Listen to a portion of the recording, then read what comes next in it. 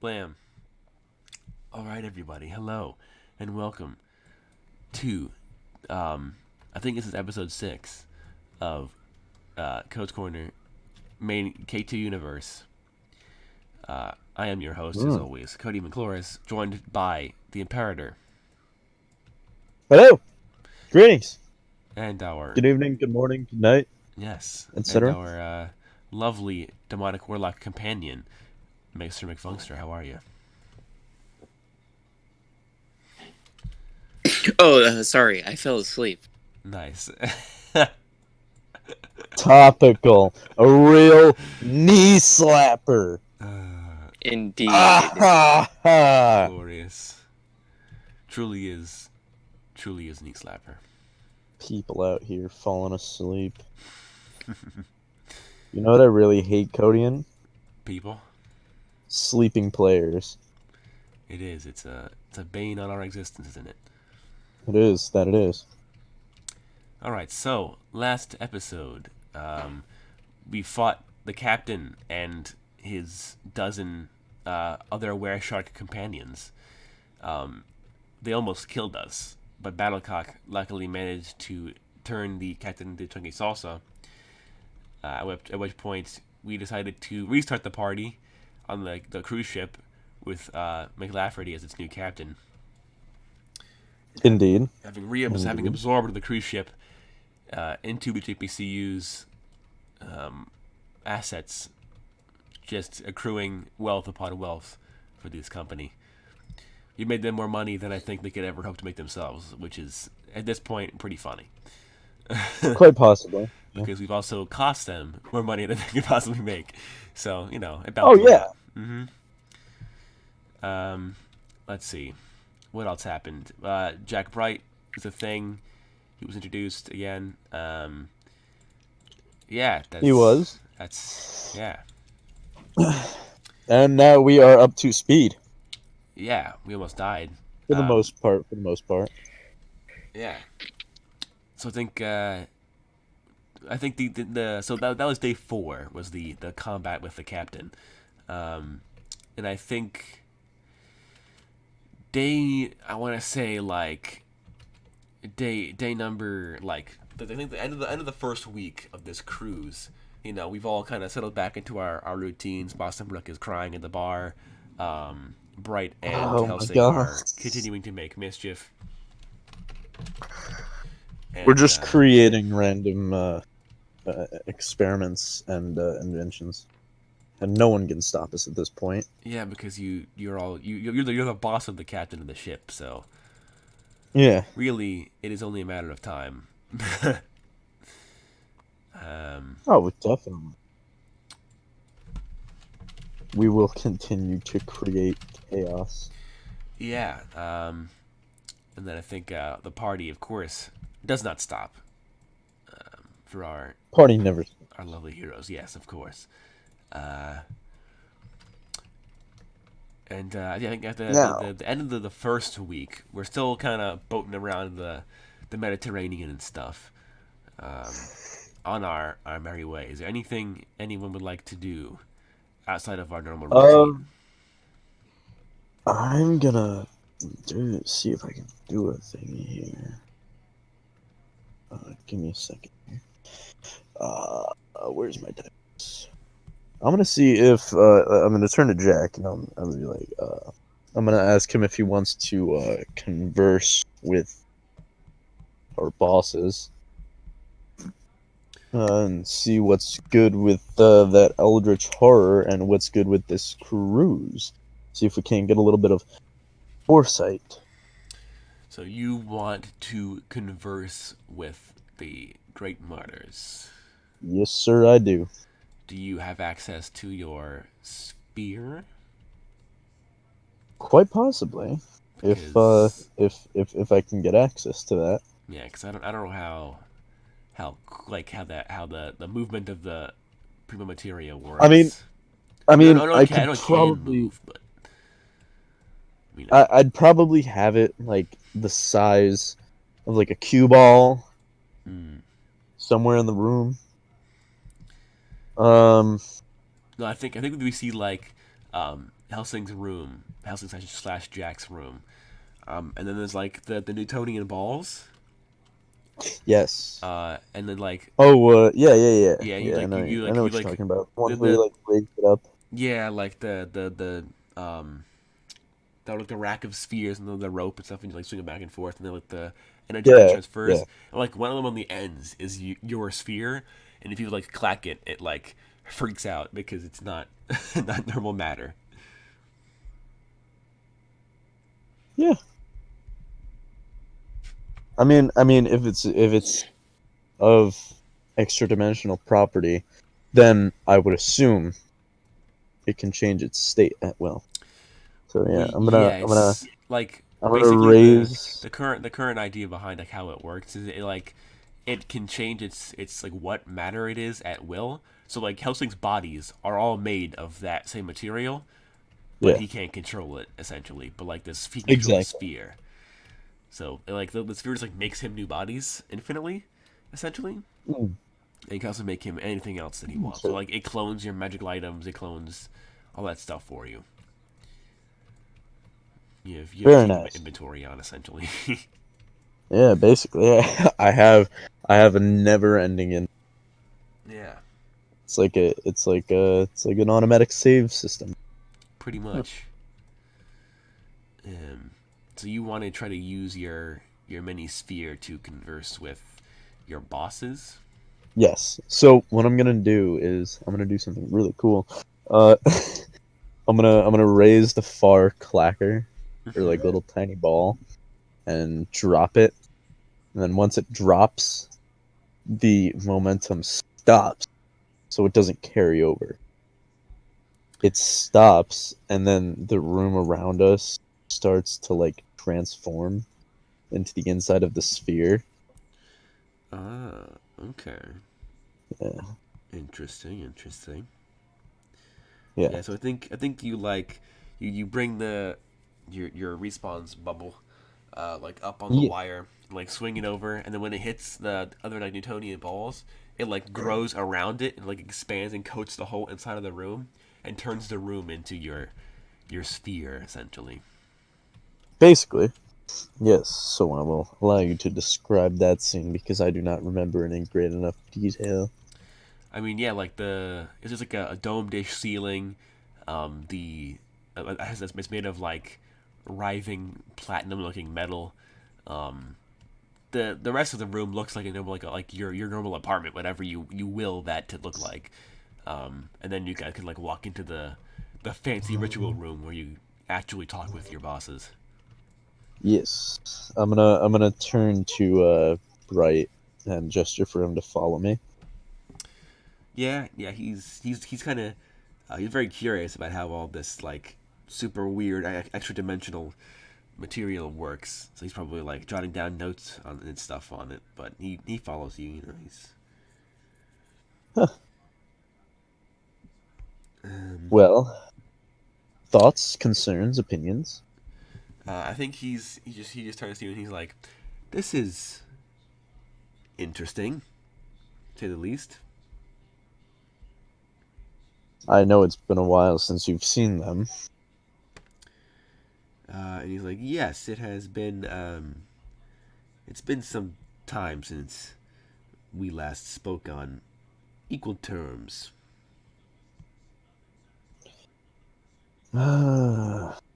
Unfortunate but true. Yes, it is. And then he kind of like adjusts his Hawaiian shirt and then follows you into the the weird conference room, if you want to call it that.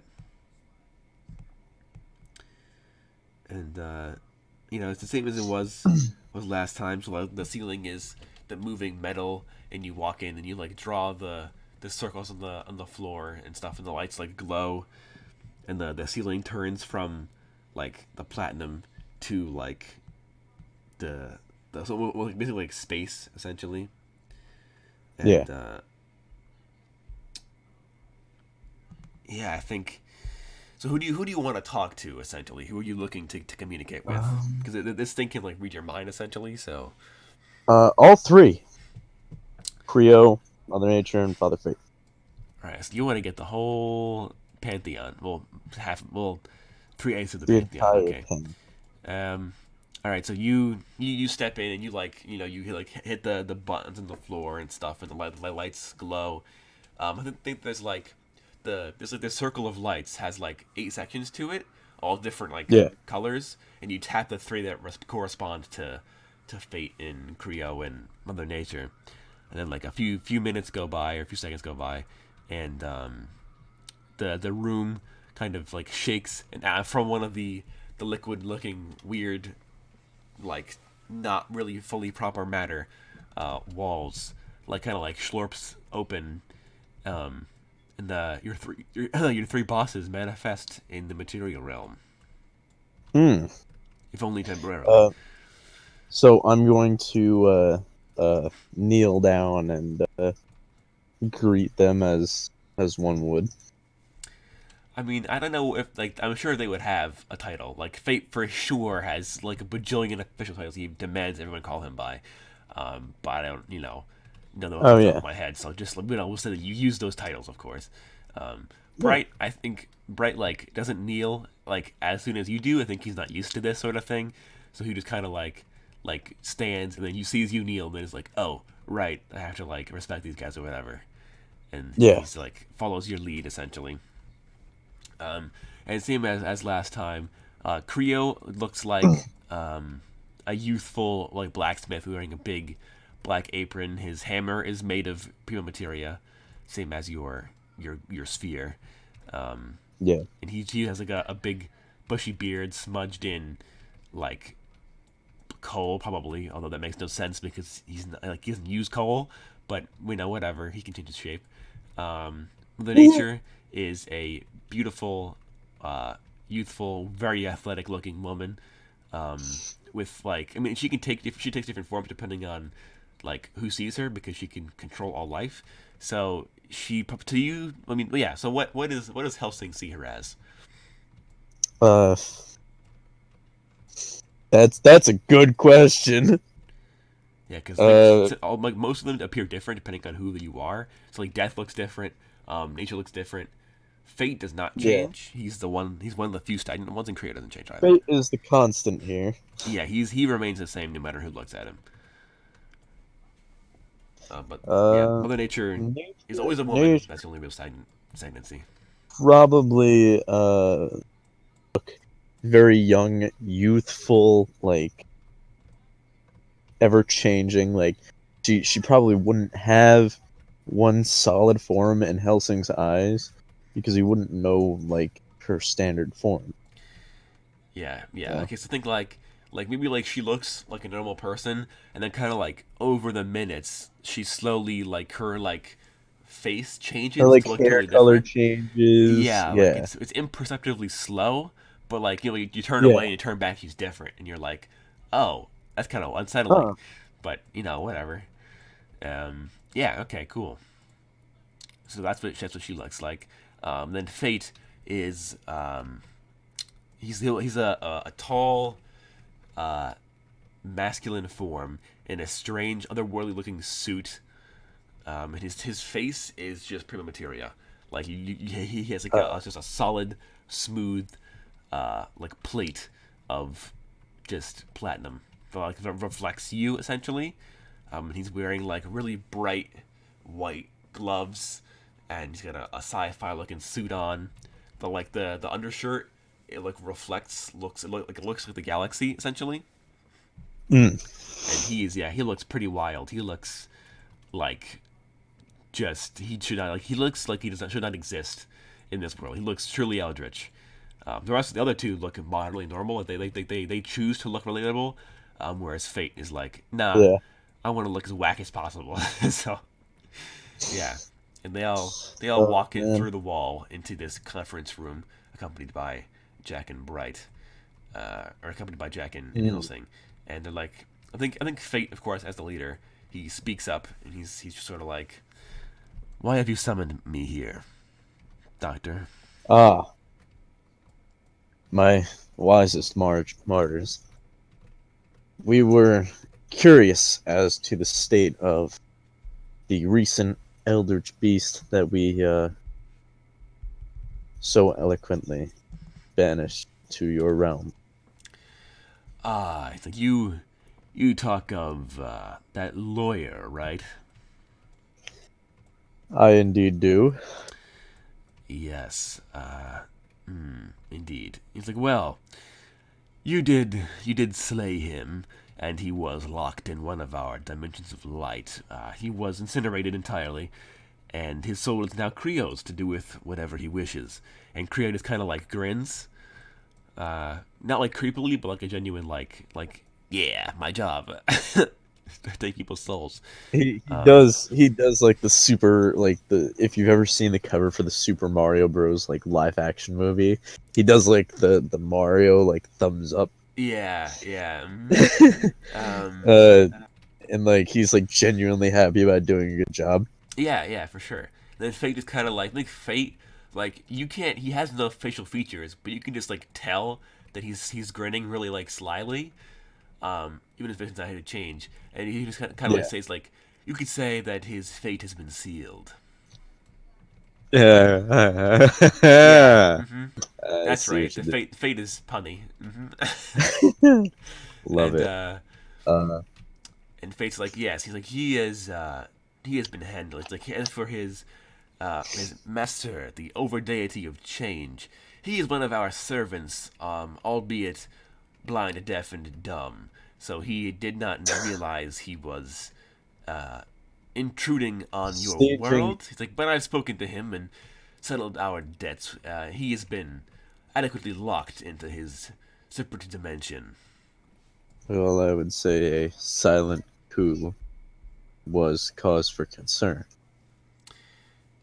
Yes, the overdeity apologizes for his intrusion. He couldn't control the cults, of course, and he could not control what their actions did with the monsters he gave them. He thought he was just doing his job. I've spoken to him personally and cleared the air, or cleared the void, more accurately. Very well. Now, down to business. For our up and coming battles, especially on this ship, something is not right. And I think so. You said something's not right, and I think Mother Nature is kind of like she like speaks up, and her voice I think is like it sounds like she It could be sounds of like every race. Like it's not like it's like if you she's took got like a bunch of different voices at yeah once. yeah it's kind of Yeah, unsettling to yeah. hear. But she's like So it sounds like a bunch of people saying the same thing at once, and it's very loud. yeah I think they're all feminine voices, but they're all different languages, different like pitches and tones, Races. different accents. Uh, Yeah. and yeah, she's like, yes, there is strange magic afoot. Like, I would be careful, Dr. Helsing.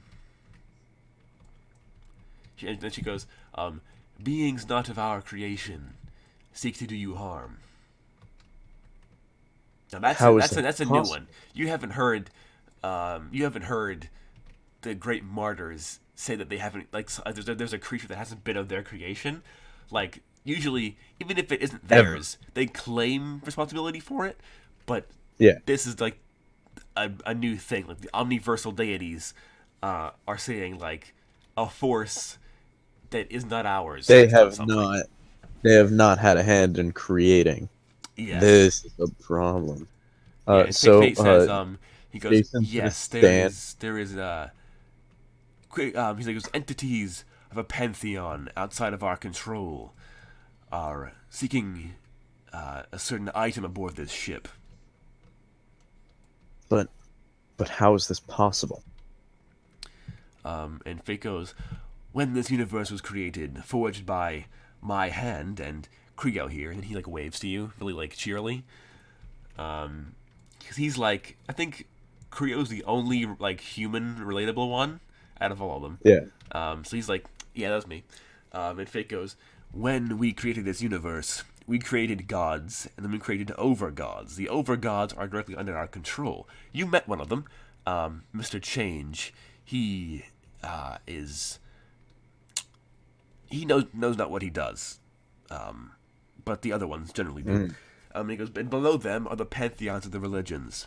We have the Greeks, the Romans, the Hindu, the Christian, the Satanic, the the Egyptian. Does he scowl when he says Christians? Yeah. Well, because he was the Christians, those failures, and The pagans. well, because basically, Helsing would know. I think Helsing's one of the few people who knows that God is dead, right? Like the Christian God has been killed. Yes, Under of Great course. Martyr order. Yeah. He was probably on the investigation team when Database killed him. Yeah, so he knows that Database killed God. Yes. Spoiler alert. So yes, He's privy to it. yeah. Mm-hmm. Jack So, Bright would also be privy to that information too. Probably. I think he imagine laughs when Bright's, Faye mentions God. He's like, ha, idiot. Who? Wait, Bright? Yeah. Laughs. Yeah. Yeah. Yeah. He's like, meh, nerds. Checkmate.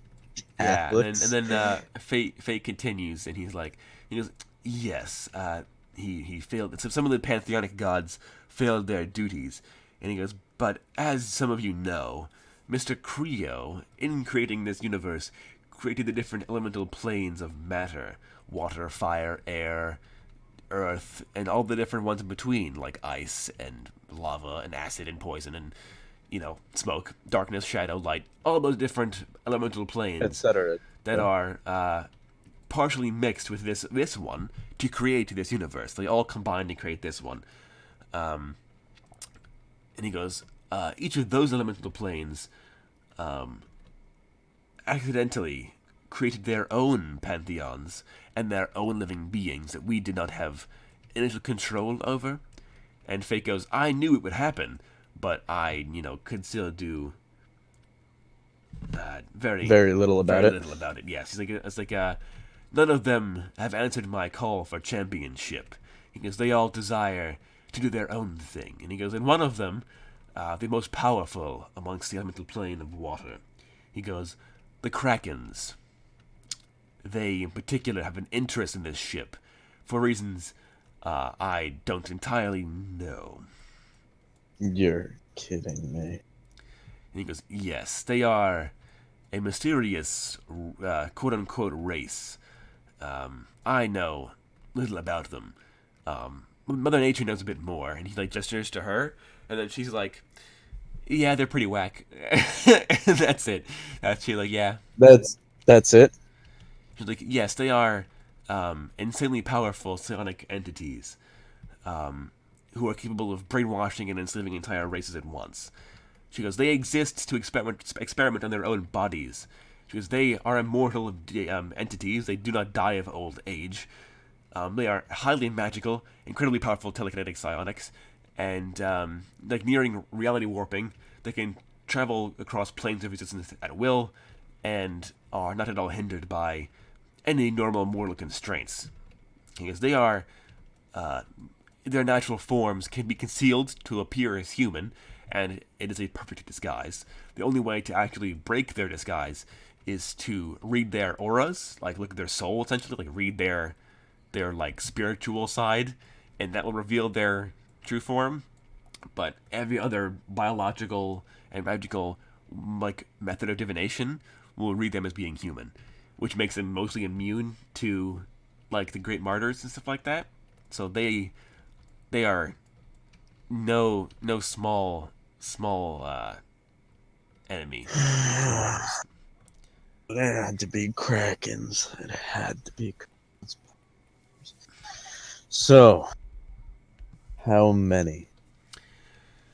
And you see Father Fate he claps his hands together, and when he pulls them apart, sandstone tablets appear in the space between his hands, and you see him look them over, and they kind of it's something moving between his hands as if his hands are portals, and zip past at 1,000,000 miles per hour, and he just stares at this moving line of tile, and he stops abruptly, claps his hands back together, and the tablets are all gone, And he's like, for now, only one seeks this ship. He goes, but there are others with interest in it, although only one is actively in this realm. He goes, I know not where it is. They are psionic abilities allow them to conceal themselves from all forms of tracking.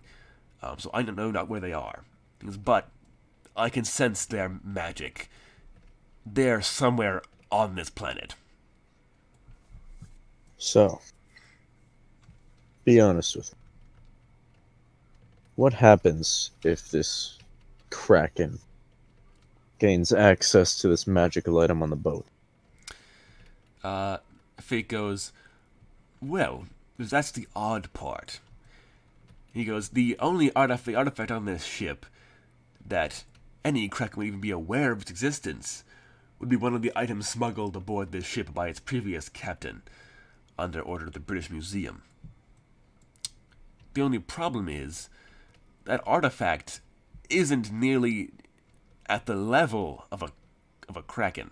Like, Krakens usually go after artifacts that can, like, destroy the world, or the galaxy, or the universe, or seek to enslave entire races on different planets of this realm. This artifact is just a trident that can make water go weird, and can control him. The Kraken seeks its freedom, and the trident is the key to its freedom. If he gains access to it, then he will be free of his chains. But there are other forces that seek to recapture this item in order to control this monster. As a matter of fact, there are 2 additional groups seeking this trident. One of which I'm aware of. The other one is from the elemental plane of water, so I don't know much. I see. Also, GWF Wrestling, welcome to chat. Hope you enjoy. Well, this does seem to be an issue. Yes. But that's all the information I can give you this time. Do not take this Kraken lightly. From what I can sense, he is very, very powerful and more than capable of defeating any of your group. I see. Now, I will warn you, what little I do know about Krakens, they generally treat mortals with a degree of ignorance. They treat you all like ants. And although they have the right to do so, because they are all far more intelligent and far more powerful than any mortal has ever been. Minus maybe some of my more powerful champions. Then I think at that you see like the wall of the dome open up and like Database's head poke through and like finger guns at you and like slurp back into the wall. And Fate's like, oh, speak of the devil and he shall appear, I suppose. And he's like, yes. He goes, most Kraken generally ignore mortals, so if you don't bother him, he shouldn't bother you. Well, looks like we have our work cut out for us. I thank you. And he goes, of course. He's like, you are important in our upcoming plans, Dr. Helsing. Do not get yourself killed. And then Creo's like, yeah, don't die, I like you. Like, don't die on me, bro. I will do my best. And then Fate turns to Bright and he goes, and it's for you, Dr. Bright. He goes, you are disappointing in your tasks we've assigned to you. He goes, tread lightly for what you attempt to do on this mission, Dr. Bright. You may find not all of your powers function as they previously did. And then he just kind of like walks backwards into the wall and like fades away. So Jason's going to put up a hand. If I may. I know why. The organization he works for does not really let him out as much as they should. They keep him under containment, like he is an anomaly. instead of a champion. They have even made a list of things that he is not permitted to do on Foundation premises. They do not respect him like the JPC respects me. And Could serve as a problem in the future. do you say this to Fate? Yes. Um, Well, I say it to all of them, really. yeah. So I think Fate, he's like halfway like slurped into the wall. He like walks back out, and I think he walks like right up to you and like stares, like looms over you, because of course he can change his height at will. So he is a big boy, and he like looms down over you, and he like you like are like staring back into a reflection of yourself, because of course his face is a mirror, and he just goes, "You question my knowledge of this mortal realm, do you, Dr. Helsing?" I do no such thing. And he goes, "I am very much aware of the limitations of the Foundation and the incursions they tend to place on my lovely champion here." He goes, "It is his prerogative to rid himself of these limitations as he sees fit in order to accomplish his job." Of course. And I he goes, understand. "Good. I'm glad we have a understanding." And he goes, then he turns to Bright again, and he goes, "Tread lightly, Dr. Bright." And then he just kind of like turns, like, folds his hands behind his back and like turns on his heels and walks back into like the wall. And then like Mother Nature turns to you both, and she goes, "I would keep an eye on that warlock and that chicken of yours." She goes, "They are more benevolent than they may initially appear." And then she just kind of like turns around and walks back to the wall. And then Creo's like, "Have fun," and then just like leaves. Have fun. Good luck. Yeah, pretty much. So after they leave, JVH is going to be white nettled. As he turns on his heels, his lab coat, doing like the foosh thing. Mm. As he kind of like storms out, but not showing his passive anger in his gods, and disguising it pretty well actually. I mean, As he I think like, as you can see, guys like Helsing kind of like gets frustrated at his bosses, like I think like writing appears on the like as you like turn to like walk through the door, like weird like writing appears on it, and it just says like manage your anger, and then it like fades away. Because, so he's gonna take like a deep. Yeah, of course, Fate is all knowing, so he knows you're angry at him. He doesn't care. Well, the whole thing is that JVH would be angry because he's given Bright a warning for something he can't control. Yeah, to a degree, I suppose. But Fate doesn't care. Fate has a job to do, and he's gonna do it. Well, yeah. But I guess it's the anger in Fate not realizing that we're doing our best with what we're given. He gave us what we are meant to use, so like, it's kind of aggravating that Fate is judging us so harshly with what he gave us. Yeah, but And we we are gotta realize that like your minds are in the for the most part anyway they're still like mortal, so they can only comprehend like what they know. Fate knows just about everything, so like he's very much aware of like that you think you're limited and like you are incapable of doing something, but he knows better.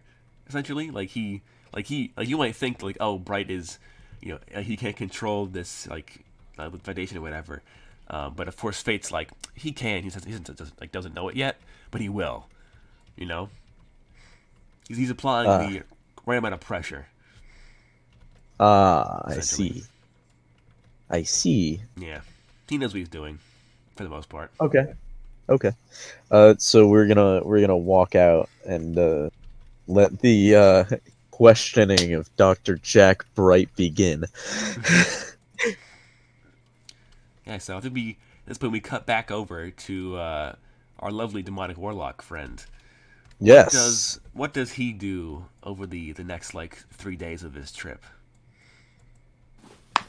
Well, I heard you partied, and like half the people in the ship are dead, so there's not enough people to party. Is that stuff included? Well, I mean, he almost died, so So I think me and Battlecock are just gonna have, some nice relaxing time. Going to the pool, hitting up the spa. Really just us time. Does he have one of those like inner like monologues with Battlecock, where it's like, Battlecock, I can really get used to this. Of course. Nice. And does it get like deep where it's like, you're the only real friend I've ever had.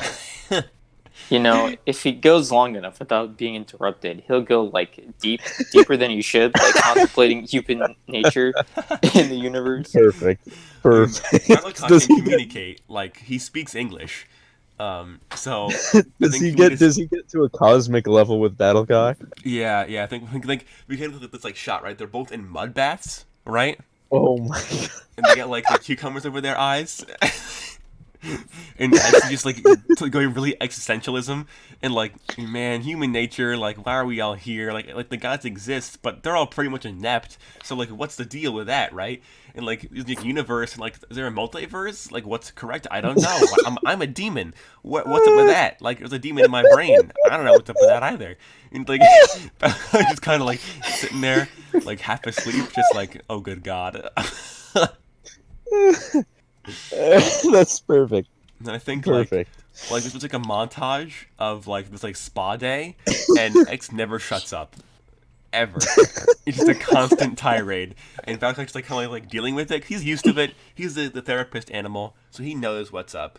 So he's just kind of like, all right, I'll let him vent his weird existentialism, for the day.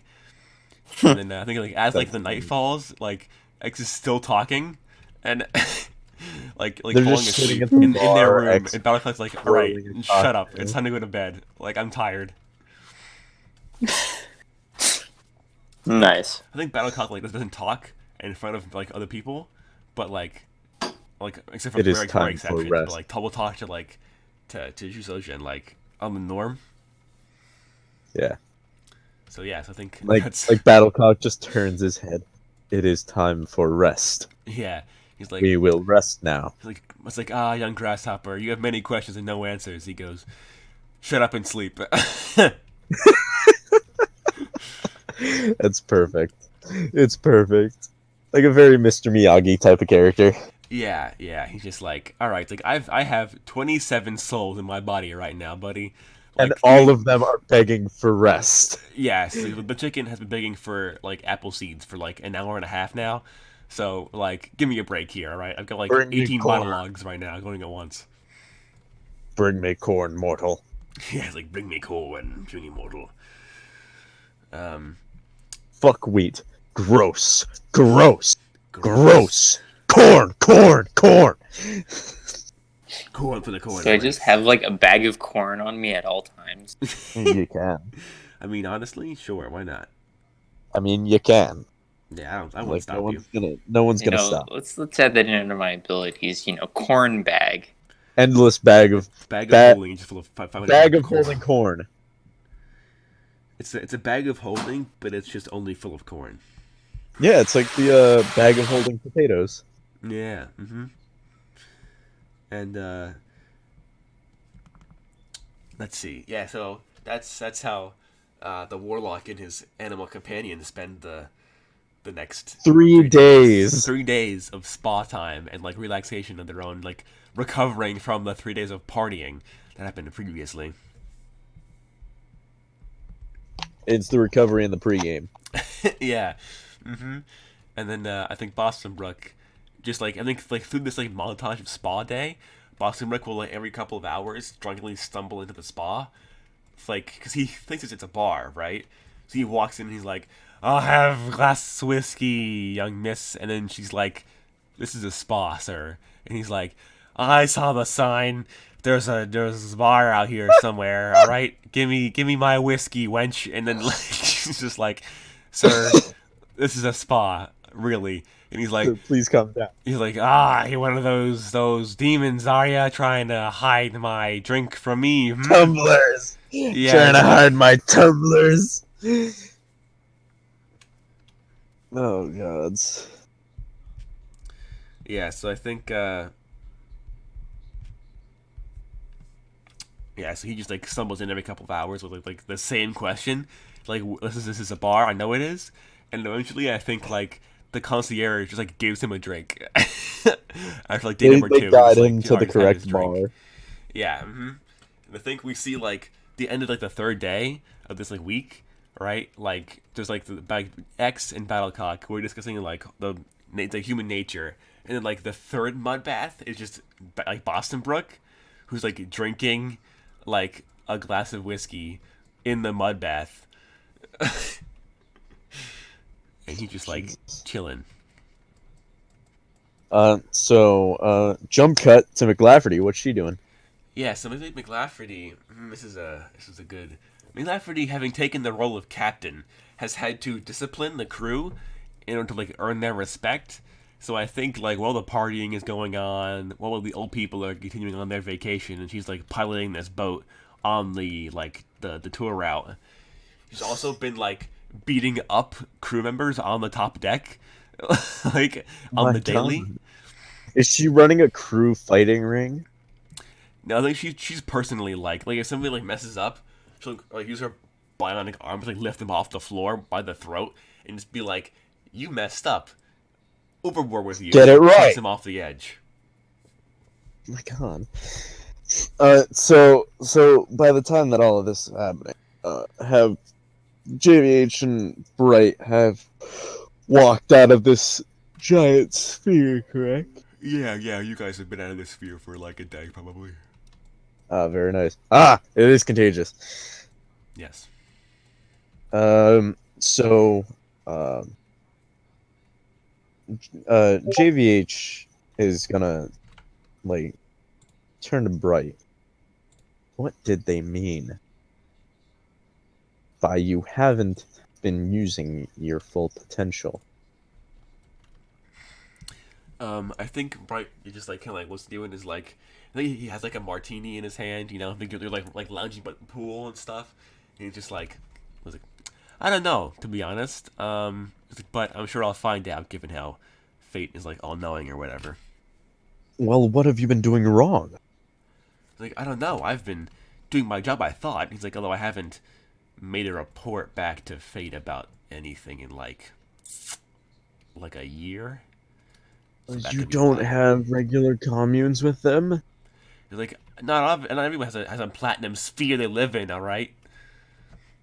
What happened to yours? He's like, I don't respawn. He's like, my only tether to the martyrs is my medallion. Oh, Jack. This is a problem. You need to commune with them at least somewhat. I'm more than sure your medallion is capable of getting into contact with them. He's like, I don't know. He's like, I've been looking into it, but given how I have to keep that on the down low with the foundation, it's kind of difficult. Well, right now you don't. Try contacting them through it.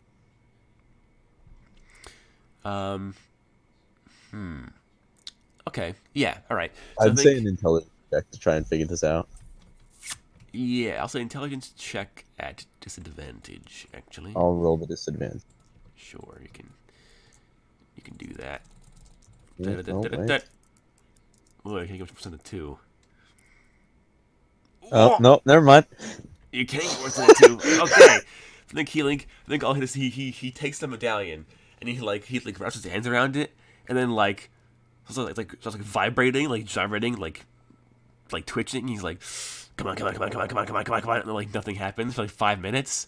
And he's like still like rocking back and forth on this like chair. like just trying to make something happen, but you know, nothing, nothing happens. We'll try again later. First, we need to find this artifact they're talking about. He goes, yeah, that'd be a smart idea, wouldn't it? If we can, then we should return it to the martyr.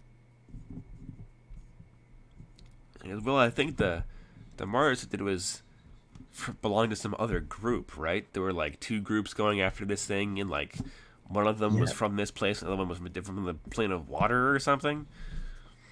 Yes, there's a Kraken, Jack.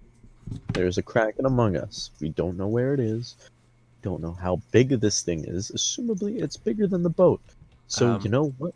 I think, as you say, there's a Kraken among us. We don't know who it is or how big it is. The boat begins rocking, like as if there's a storm going on, but it's like a bright, sunny blue day. But the waves have just gotten like super big, and the boat's like rocking on like a 45 angle at this point. I think it's scary. Go to the cargo bay. So you wanna run to the cargo bay? Yes. Okay. So while you and Bright have fled to the cargo bay, would Battlecock and Warlock Man have been on the top deck at this time? Probably. Okay. I think Boston probably would be as well, stumbling around half drunk. Well, when I say half drunk, totally drunk. So I think, you watch, three of us watch as Bright and Helsing feel the rocking and then like book it into the ship itself, and then our Warlock and Chicken Friend and our lovely British professor see as a gigantic monstrosity levels its head above the seawater and like rears its ugly squid-like head, and the massive tentacles like grip the ship and be like constricting it and stop it in its place, and this massive booming voice, you hear it in your head more so than like physically, but it still makes like it's a telepathic projection of his voice, but you still hear it, like it still makes like the boat shake. Like, this is like a very powerful projection. And even like below deck, you and Bright, like Helsing and Bright, hear this as well in their heads. They hear a really booming voice, like yelling in their heads, like, "Attention, puny mortals!" He goes, "I am Kiteobast, the Kraken of this world." Like, I know this you is have one of the things that I seek. He's like, "Give it to me, and we won't have any problems." I'm gonna turn to Bright. You realize we can't give it over, right? I think you turn over to Bright, and he's like, he looks nervous, right? Because he was there with you when the Martyrs said he could kill you at any point in time. So he's like, I don't know about that. Seems pretty scary. I don't know. It seems pretty bad. Slap. All right, you smack him. Listen to me. He listens. We cannot give it over to this thing. It could mean the end of humanity. And if we do that, then imagine how angry our bosses will be when we go back and say, "Look, hey, yeah, sorry, the world got destroyed." And then I think, so do you like continue to run into the like below deck essentially? Yes, I slap him as we're running. Okay, so that requires me to actually switch maps. So we're gonna handle the above deck part first. So above deck, at this point we have Brook, Battlecock, and our Warlock friend. McLafferty is now running from the like bridge back down here, and we're at the very front of the ship, facing down this gigantic Kraken, and I think he like there's like gigantic eyes look down on like the four of us, and they're like, "Are you the mortals whom I seek?" And he like, Man, does, like, stutter a the lot. two Like, people that could kill this thing aren't here. Wow. Yeah. Mm-hmm. How appropriate. Well, I look to Boston Brook and I'm like, do you know what this thing is? I have a feeling you probably know what this thing is. Does Yes. Boston Brook like sober up in an instant? I think Boston Brook, he was, of course, I mean, he's a functioning alcoholic, so he's always drunk. But I think you ask him, like, do you know what this thing is? And you look over, and he is pale white. Like, he is, like, I think, even though, like, Boston Brook, like, one of his like, powers is that he has no fears, he certainly looks nervous. Like, he's like, it's like, yes, I know all too well what this monstrosity is. And he, like, draws his sword, and he goes, Kraken! He's like, we've met before, have we not? And then the Kraken, like, looks down at him with these, like, gigantic eyes that are easily each as big as he is. And are like, God. no? Like, who are you? What is he doing? And, Wow, Brook, get like, rejected. walks up to, like, the very front of the ship, right? Like, the last couple of feet of the ship. And he has his sword out, and he's, like, staring down at this Kraken. And he's just like, we fought, like many a year ago, you and I came to blows with each other. I hunted you for sport, monster. Like, and you won. And then the Kraken's like, no, I don't remember that. We never met. And he's like, what do Just you mean? He's normal. like, I remember you. We fought. I stabbed you in the mouth with my sword. And then you, like, punched me in the face. Like, I almost drowned in the middle of the Atlantic Ocean and stuff. It was like 30, 40 years ago, I think. The Kraken's like, I've lived for 3,000 years, okay? I would remember you. And Boston Brook's like, but there's only one Kraken on this realm, right? Like, I only fought one of you, right? And the Kraken's like, whatever, weirdo. Like, you're obviously not who I'm looking for. And then I think he turns his like eyeballs to X and is like, tell me you're smarter than this one. I'm not really down on the whole monster hunting business. I just kind of do magic sometimes. Entertain me. Like, put on a show, mage. No. So I think the Kraken's like, well, it is magic that I seek. Like, are you familiar with water magic? Oh, that's like the opposite of what I do. Oh, you're a pyromancer. Okay, it's like, well, Well, yeah. this vacation is obviously inept.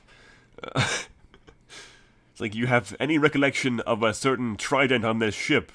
Anyone, any of you, anybody? And he talks and swings a massive tentacle over the whole crowd of people that are on this deck, who are all screaming, terrified.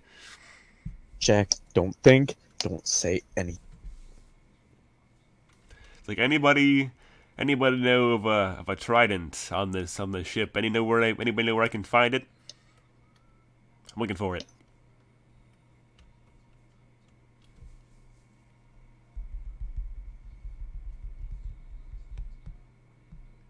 Wow, tough crowd. Okay. No.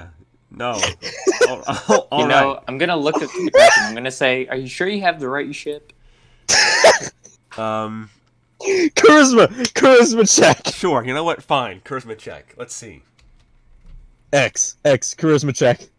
Alrighty, let's see if this is, please fate or get not. a 10. Please get a 10. I rolled in that one. No. So I think the Kraken, he looms out of the water like even more than he already is, and there is here just like a what isn't a torso, it's more like a weird like fish body, and he like looms over the ship, and he easily is like twice as big as his cruise ship. That's like almost a kilometer long. So he like looks at the ship and is like, I know it's here. Like, I can sense the magic. I just want to know if you can fetch it for me. Oh, this is a doozy. Are we still like sprinting down to the cargo bay? Yes. You're running to the cargo bay, trying not to think about anything in particular. Yeah. Can this Let's read not. minds? Let's see. I want to see because if he can read minds, and he's gonna like mass read minds. Jack, I don't know if he clear can. your mind. Let's see. Can the Kraken read your mind? Kraken cannot. I don't know. He might. He can communicate telepathically. He can read your aura, but no, he can't actually communicate. Like he can't like forcibly read your mind. He has to like have like consent to communicate with you, because he isn't. I think when he says like he's only 3,000 years old, Helsing, make me an intelligence check really quick. Okay, it'd be hard for me to not pass this. Yeah. Oh wait, hold on, wait. 7. Oh yeah. So from what the martyrs told you, that they don't die of old age, which is like that's like keep aging and keep growing, and seeing that they're from a different dimension, like it's a different realm of our existence. 3,000 is incredibly young for a Kraken. Oh no, Like- he's a young one. Like I think if you wanted to put it in terms of like human terms, he's probably like 20. Oh no. I'm gonna turn to Jack. Like, don't panic, but this guy's pretty young. And I think meanwhile above deck, the Kraken's like, someone fetch me the trident, and no one will get hurt. All right. Let's start looking for this trident, because assumably we've gotten to the cargo bay by now. I look Yes. to Boston Brook and I say, should we like go do that just to, like make sure he doesn't sink us? And I think as you say that, because of course the Kraken can hear everything you say, he goes, you know what? I'll get it myself. And then he, you see like the tentacles retract from the ship, and like release the ship, and he gets smaller and smaller and smaller, and he like brings his head to like level with the ship's like deck, and as he like rests his chin onto the deck, he turns into a human. No, appears God there. damn it, grrr! And like appears in front of all of us and is like, he's like, it's been a while since I've used this form. He's like, well, gentlemen, where's the cargo hold?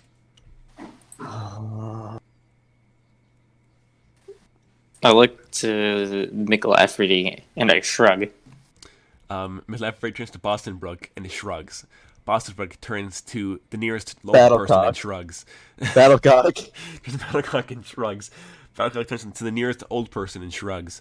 And then Miss Lafferty's like, yeah, follow me. And I guess leads this group of unwilling treasure hunters down to the cargo hold.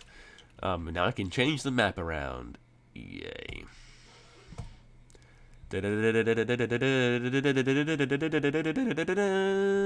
Oh Jesus. I can undo that. Hmm. He isn't a Kraken. He's in human form, but So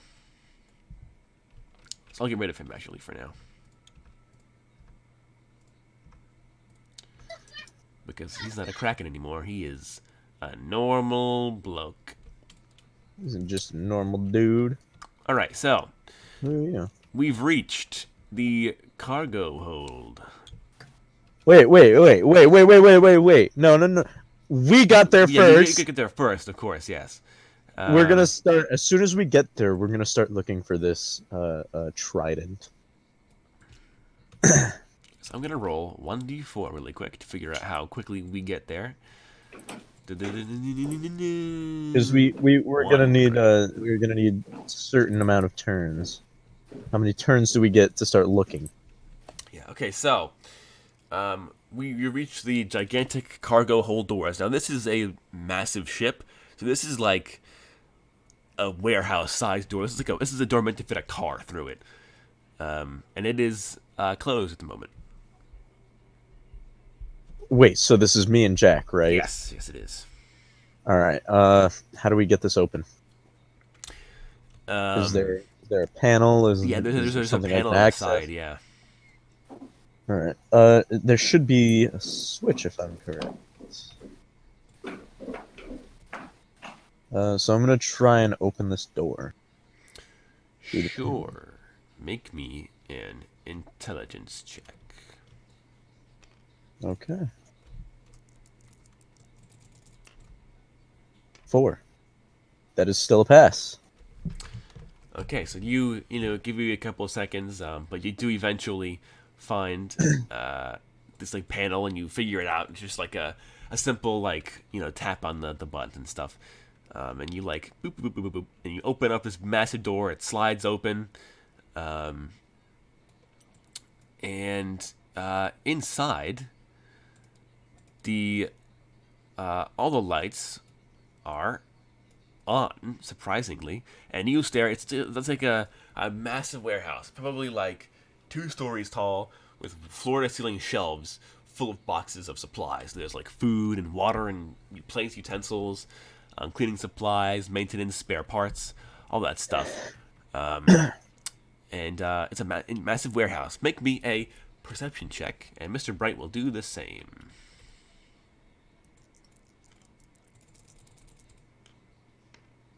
That is a 3 perception of 8. So you pass. Does Dr. Bright pass?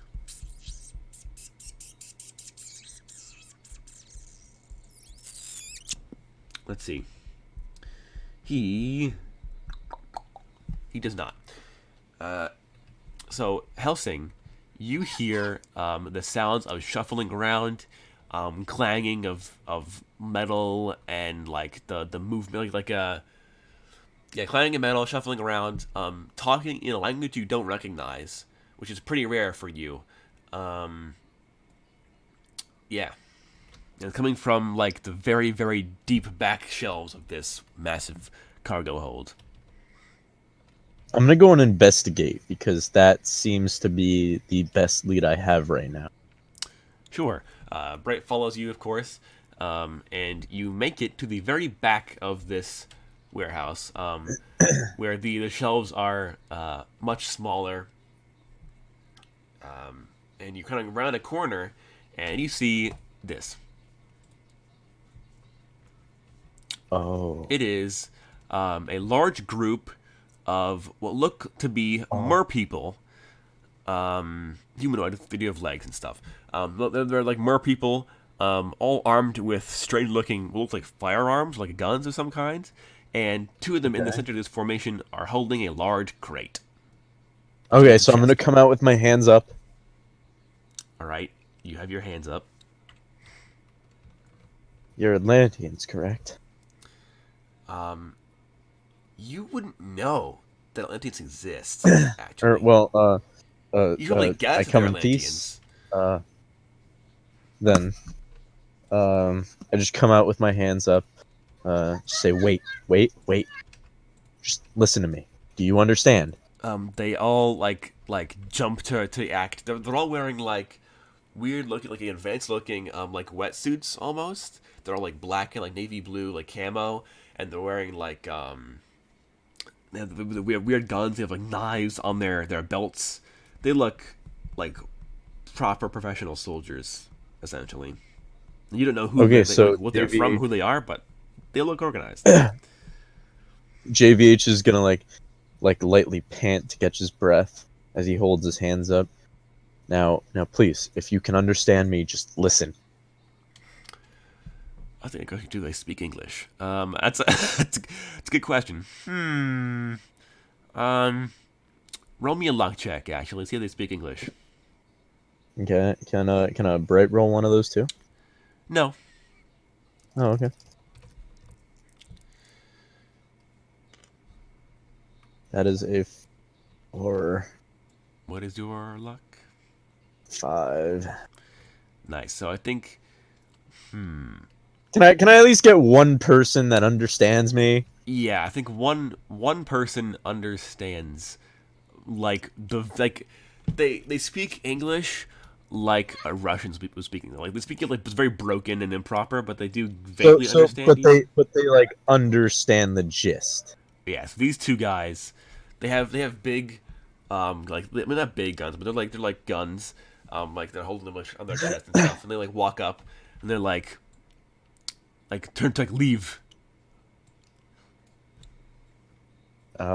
please, you need to listen to me. There is a creature on this ship that is more dangerous than anything we would ever know.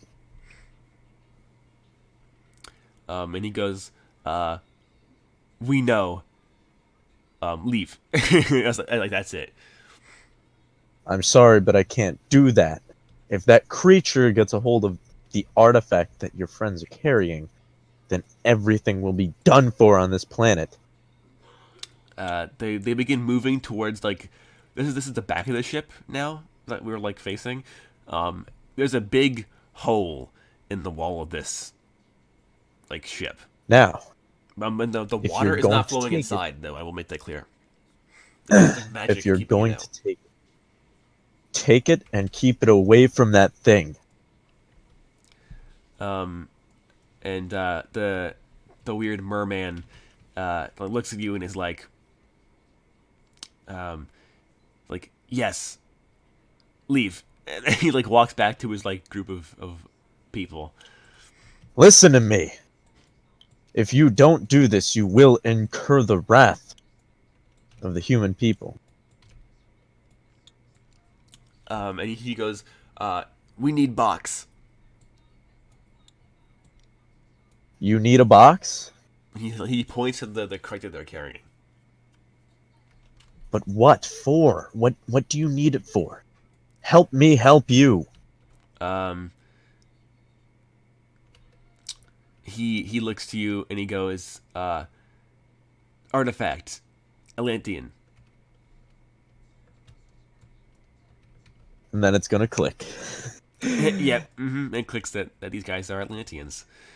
You've heard the legends of them from like the Platonic writings or whatever, but you didn't think they existed because you never seen evidence of them before. But so I'm gonna take a slow step forward, hands still raised. I'll let you take it, but you need to give me your word that the Kraken will never have his hands on. And then the Atlantean guy like shrugs at you, and then there's like a weird like hand signal over to the crate guys, and they start like lugging it over to the edge. And it's at this point that the rest of us show up. So, Warlock, Battlecock, McLafferty, Boston Brook, and the human-formed Kraken walk through these massive double doors and see a small like army. There's like just 20 people here, 20 mer people here, just sitting in this cargo hold, surrounded by smashed boxes and crates and stuff like that. So JVH is gonna take steps towards them, turn around, and put his arms out, like blocking them from the other people. So Helsing. There's a new person that's joined your adventuring party. He is a tall, lanky Caucasian gentleman wearing a suit, top hat with a pimp cane. He has eyes that don't look natural, and he saunters up towards you and goes, "Son, I'd move out of the way if I were you." Sorry, but it's not happening. And he goes, well, you see, these fine gentlemen, and he like points to the Atlanteans around you, and he goes, they all have something that belongs to me. Not a chance. And It's he goes, theirs. I really have no problem with you, mortal. It's like, I don't want to hurt you. It's like, I'm only here JVH to get is my gonna start belongings." laughing.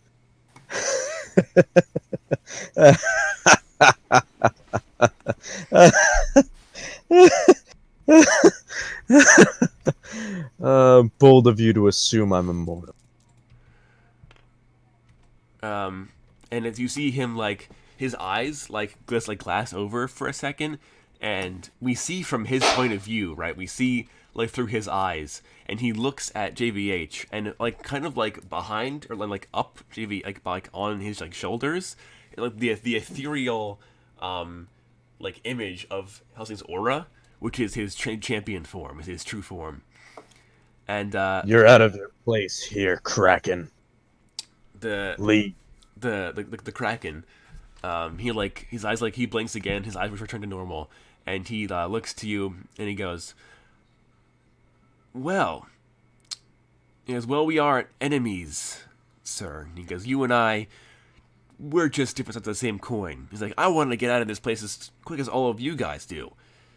He's like, "And these Atlantean scum think they can enslave me." They're And not trying he to. leans around you and looks at one of the guys carrying the crate, and he just ruffles his eyebrows, and they one of them guys just crumples into a ball of bloody pulp and is killed immediately. Your quarrel isn't with them, right? It's with me. If you want that artifact, then you're going to have to go through 2 champions. What is X and Battlecock thinking at this moment, this Mexican standoff? There's 2 champions? I'm just going to try and look between Boston Brook and Glafferty, trying to get some sense as to what I'm supposed to do. Because I'm not the leader, I just blow things up when it's appropriate. And I just need to know, is it time to blow things up or is it time to listen to this guy? I think, as you kind of look to Malafine and Boston, Malafine holds her hand up to stop you from doing anything. Because Boston also has his sword drawn and is say the word and I'll stab this guy. But she's like, no.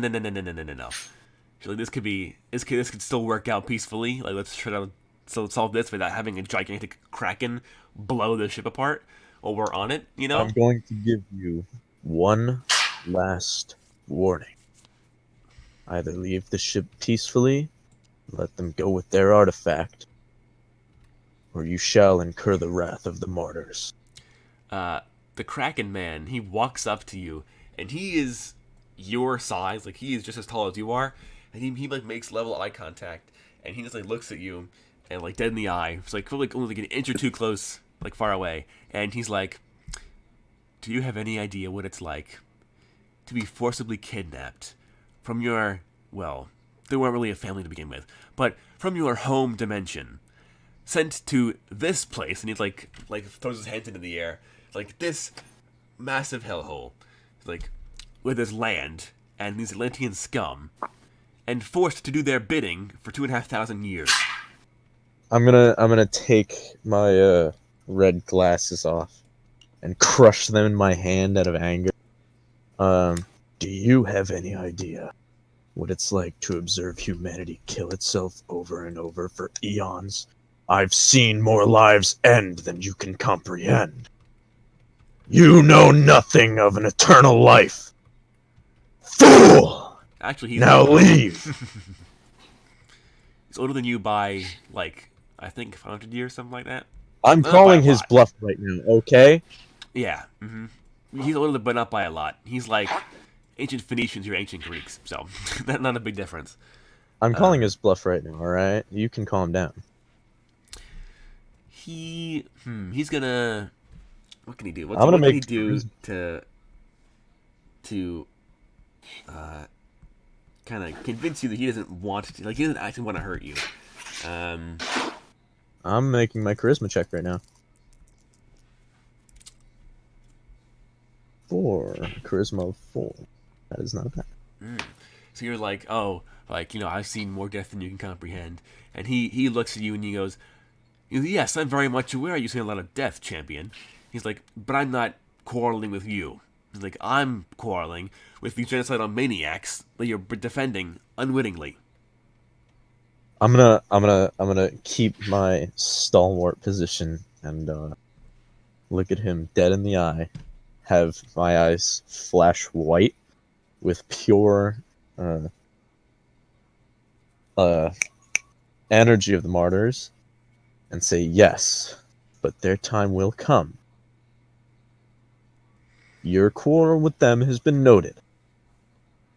If the martyrs bless you, then they will be dealt with. Until then, you are to leave the ship Get as far away from this ocean as possible, because if you really have a problem with them enslaving you, then it's assumable that they live here. Go to a different ocean. Go on land. They will not find you. And he goes, Seek out the JPCU, and they will help you. This This is your the final he's like chance. the trident has no maximum range. It's like, I've tried escaping. It's like, but unfortunately my soul is bound to the item, and they have it. I'll be a slave for the rest of eternity. It's like, so I'm sorry, but I cannot trust you. Seek out my corporation, and they will assist you. I think, I mean, you're one of the head council. Like, you are the corporation for all intents and purposes. Basically. You would know also that like you can just tell that like this I mean, he's like only like a 20-year-old kid. He's, you know, like literally he's very old, but in terms of like mental age, he seems to legitimately have no problem with you. Like, he doesn't want to hurt you. Like, he didn't hurt any of your friends. They all seem, you know, nonchalant enough, I guess, to the situation at hand. But like, he seems like there's a deep pain behind his eyes. I'm gonna put a hand on his shoulder, because I can see that pain. Listen to me. If I'm a champion, would I misguide you? He goes, I stand for justice and nothing else.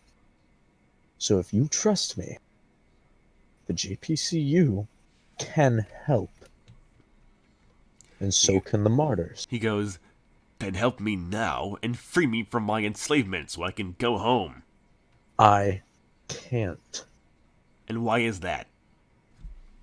Because when the JPCU looks at something like this, aka the genocide of an entire race with an SCP Foundation member, it could start an inter-Foundation war, and then I can guarantee the safety of neither of us. I think behind you, you hear the Atlanteans like bust the crate open,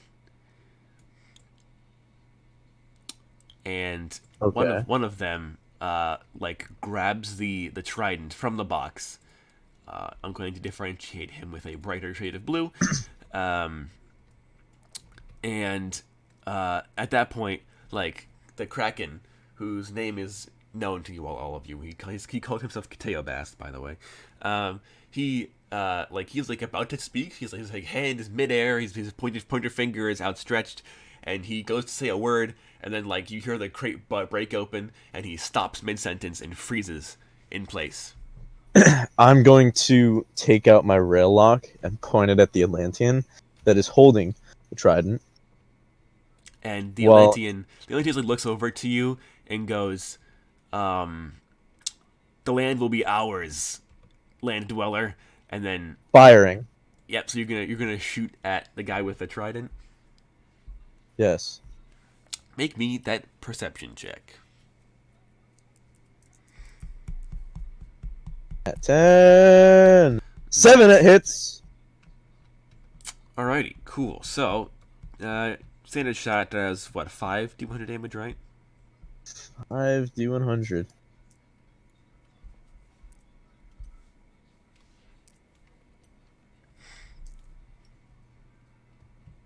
It's 5.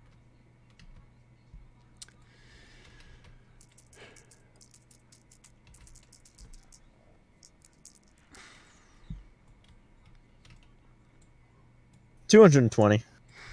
Nice. Let me see if that's enough to kill him. It should be, but I want you to double check. No. Yep. Okay. So you know this guy like grabs the trident, and he's like the land will be ours again or whatever, and you just shoot him square in the face. He goes down. The trident falls. And now I need you Listen to to roll me. initiative. Yay! Make your escape. Get as far away as you possibly can so you cannot hurt anyone. 6. Alright, so you get wow. Bostonbrook is not doing good. Bostonbrook gets an I got a 6. So you get an 11. Mm-hmm. What does Let Bright me get? roll from Senor Bright. And what does Battlecock and X get? You got a 2. You got a 2. What's his ability? X got a 12, Battlecock 15. Nice. Hey, that's the numbers we like to see. Yeah. What's Bright's agility again? I Uh, think it's 7 or 8, right? That's 9. Ridiculous, isn't it? his agility's 9? Yeah. He's quick. Damn. So he gets an 11. So you and him go together. Oh, Okay. again? Wow. Yeah, so let's Perfect. see. When do the enemies go? And then I'll roll for Kateo Bast. The enemies. Oh, fast please are let them. they get an 11 as well. Wow, okay. I'm going to reroll that actually. Oh, Because cool. having that many people up one turn's ridiculous. Kyobast. Ah! Oh, let's go. So enemies get a 15. Wow. And then Kateo Bast. Wait, where's Kyobast? Kyobast, yeah. How do I spell his name? Oh, he rolled the 10? Kateo Bast. He rolled the 10? No, that's the enemies. Kateo Bast. Wait, then who rolled the 11? The Atlanteans did, but I re-rolled it because that many people on one turn is ridiculous. So they get a 7 plus you have Kateo Bast. Look at his character sheet. What is his agility? Agility is 7. It's a 14. Wow, he's pretty quick too. Oh, yeah. All right, so before combat actually starts, I'm going to turn to Kyobast. I'm going to cut a deal with you. If we defeat these Atlanteans for you, you give us the scepter, leave, and you shall not be harmed. I think he seems like he has like a look of desperation on his face, having felt that like a wave of like control fall over him again. And yes, he's just like get the trident, like I don't care, like free me from this curse. If you give it to us, we will keep it in our custody and no one shall touch it. You have my word. He's like, sounds like a plan. Now up first is Battlecock and the enemies. Very nice. Battlecock, get him! Alright, so Shoot him! roll for personality. That's gonna be a 10. Oh my god. Oh yeah! Oh, serial killer. Okay. Alright, Brutalize. so I mean, it could. Battlecock moves in to engage. Are there any available targets for brutalize? Yes. Yes, there are. Well, you know what I'm doing. Yeah. Wow. Okay. Let me get the rules. Send them off running. Yes. Yeah. Let's see. Do you even have a sending stuff for these guys? I don't know. All right. So, this is so make me an endurance check, Battlecock. Oh, yikes. That is a 3. What's his Stat endurance? of 8. That's a pass. Hey, that's a pass. Right. Bare pass, but still a pass. Okay, so these guys do have that much health. So this one dude instantly just gets like squibbed, and then everyone else has to make checks to resist being afraid. Copy and paste that 1 dice, dude. Yeah. Paste the 2 dice. And 3. Well, there's what? It is 1, 2, 3, 4, 5, 6, 7, 8, 9, 10, 11, 12, 13, 14, 16, 17 people left. 4, 5, 6, 7. No. 2, 4, 6, 8, 10, 12, 14, 16, 17. Get rid of one of them. Okay. Oh my god. So many Let's dice. just roll all these dice at once. Jesus. You couldn't have waited a while? Okay. Oh, there are some crit fails in there. There are some cockeyed dice, too. Okay. Let's see. What is their... Putting the fails. All right.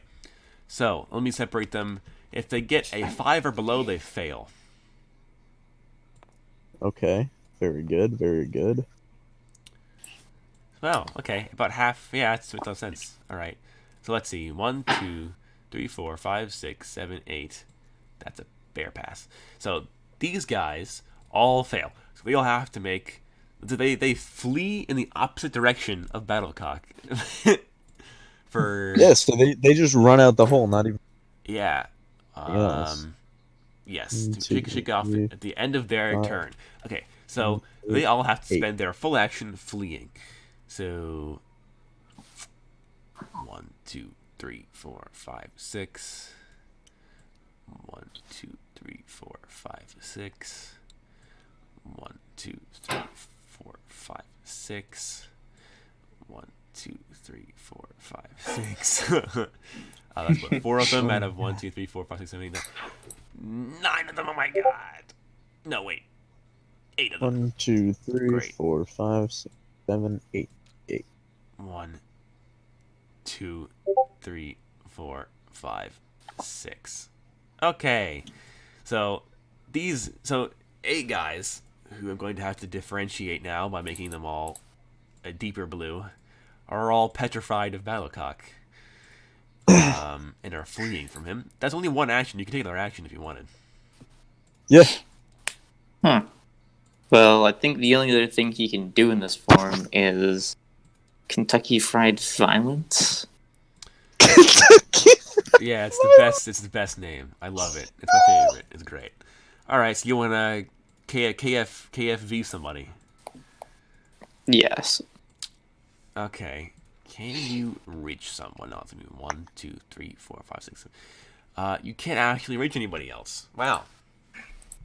Because you made them flee. Is he just gonna let out a roar? Yeah.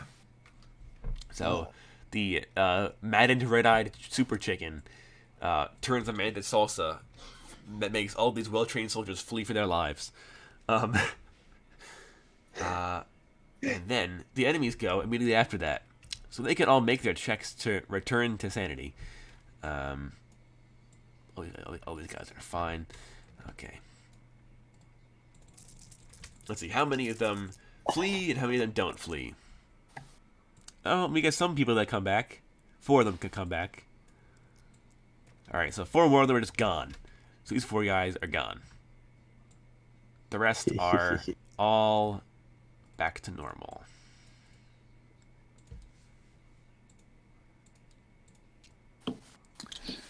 Alrighty. So, what are they going to do? This first guy picks a trident. Right, so he has control over Kateabast, who goes next, which is fun. So he controls him. These 4 guys are going to go after Battlecock. These 4 guys, 1, 2, 3, 4, 5. Actually, they have guns. What am I doing? These 4 guys are going to duck behind this cover. These 4 guys are going to cover their boss, I guess. So first of all, Battlecock is very, very quick, so he can make 3 reaction actions. So he can only dodge 3 out of the 4 of these attacks. So feel free. X is gonna go ballistic this game. I'm calling it. Yeah. So roll me 3 agility checks from Battlecock. That's a 7, a 2, and a 9. Fails 1. No, the agility of 8. Agility is 8. Oh yeah. So I'll make that pass for the ease of not bullying Battlecock. The last guy who doesn't manage to get a hit in through just sheer force of numbers, stabs Battlecock with a dagger, which means he does 1d10 number of attacks. Roll low. Nice. Only 2d100. Let's see. 120 damage off Battlecock. Actually, Battlecock does have armor. Oh yeah, he does. So you make armor to defend against that, yeah. That's also a 9. Wow. Okay. So Wow. these three guys. So Battlecock is surrounded by these like Atlanteans, right? And they're all pulled out like shivs. So these like weird, like advanced looking, like funny looking knives. So like stabbing it at Battlecock, and he just dodges like all of them. And then one of them gets hit in and like bounces off of his like armor, his like side armor.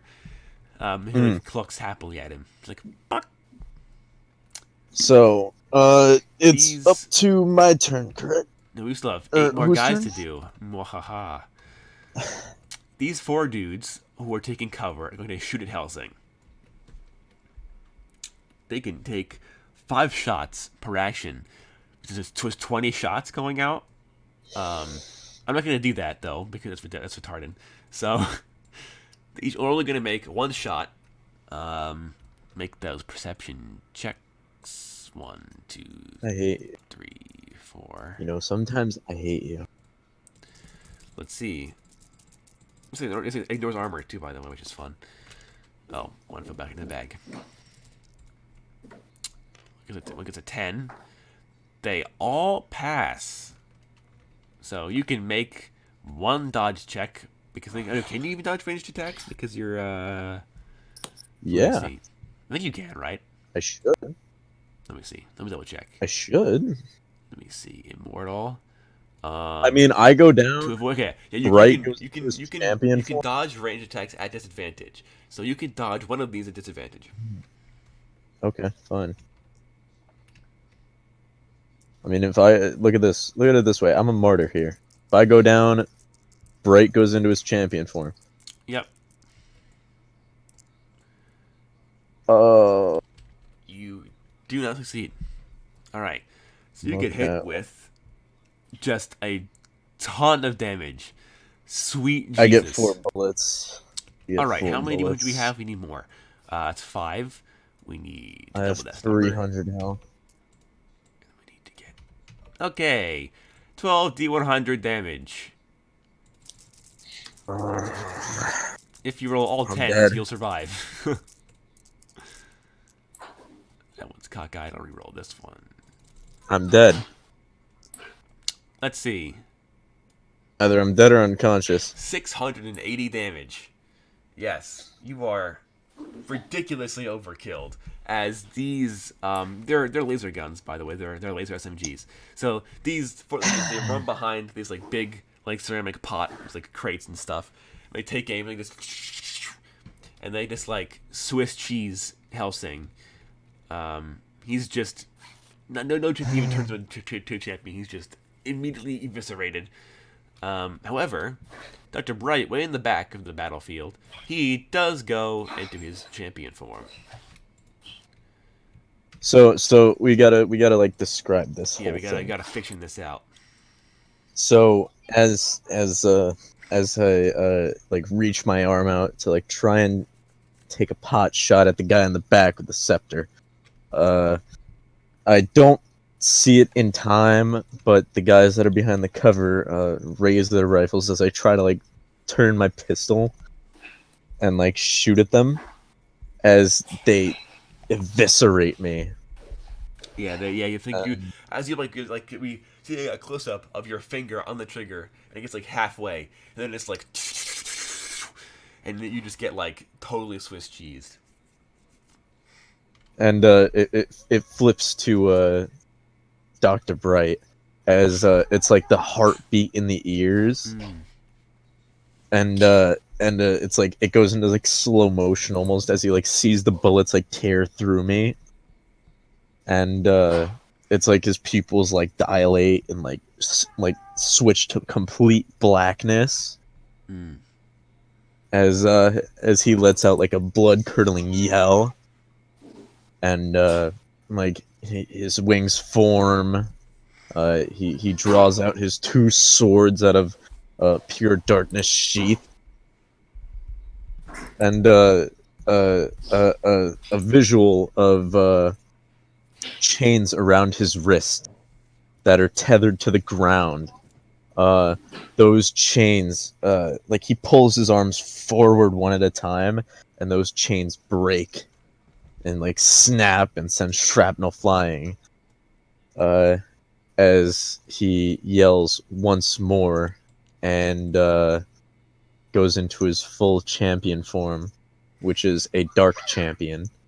Yeah.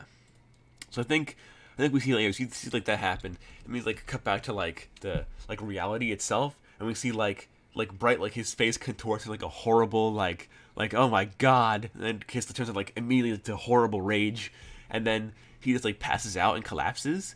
But the medallion begins like glowing bright, and it literally funny joke pun. It's good. I didn't mean that was an accident, by the way. It was good timing. And like a light, like a beam of light shoots out of the medallion, and it projects this like dark, fiery angel spirit from within it, and it is Jack Bright's soul. Basically, has been released from this medallion temporarily to defend his body and defend his boyfriend, who's already been murdered. Lover. Splatter on the Lover. like, these barrels over here are covered in Helsing's corpse. So Bright's gonna act on his turn. For now, we do have these 5 people, well, these 4 people left. What are they gonna do? They won't shoot at Kateobast because Kateobast is like their ally temporarily. Can someone try and like talk some sense into Kateobast and like try and keep him sane? Look at me speaking over here from the dead. Yeah, they're going to try to shoot at the now glowing angel.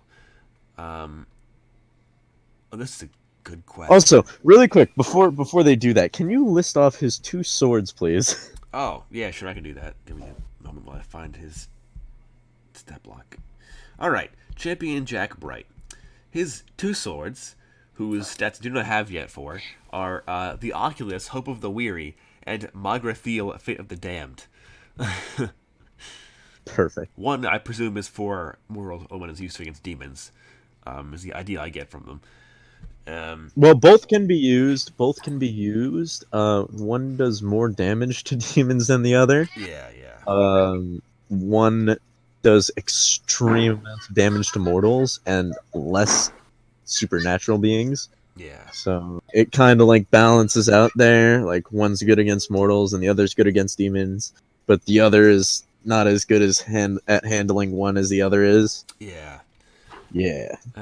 So these 4 guys in the back, they see the glowing ethereal angel appear from the holographic body that was Jack Bright, and they immediately just take aim and fire. But I don't think it matters if they hit or not because he's intangible.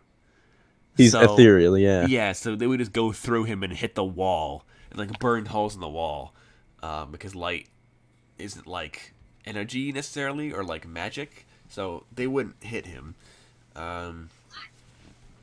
Yeah, so the shots just go right through him, so they waste those shots entirely. So there is pure rage in Champion Jack's eyes as he advances.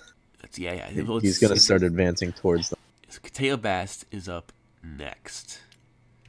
Alrighty, Kateobast is under the influence of the trident. Keep your sanity there, buddy. Well, at least give him the chance to make a check. Well, that's the whole point, that he can't, right? That's the whole. He's not strong enough to overcome it. What is he gonna do? Because we don't want to kill him. No, he could be very useful. However, he is also incredibly useful to the Atlanteans. So that's too bad. What's he gonna do?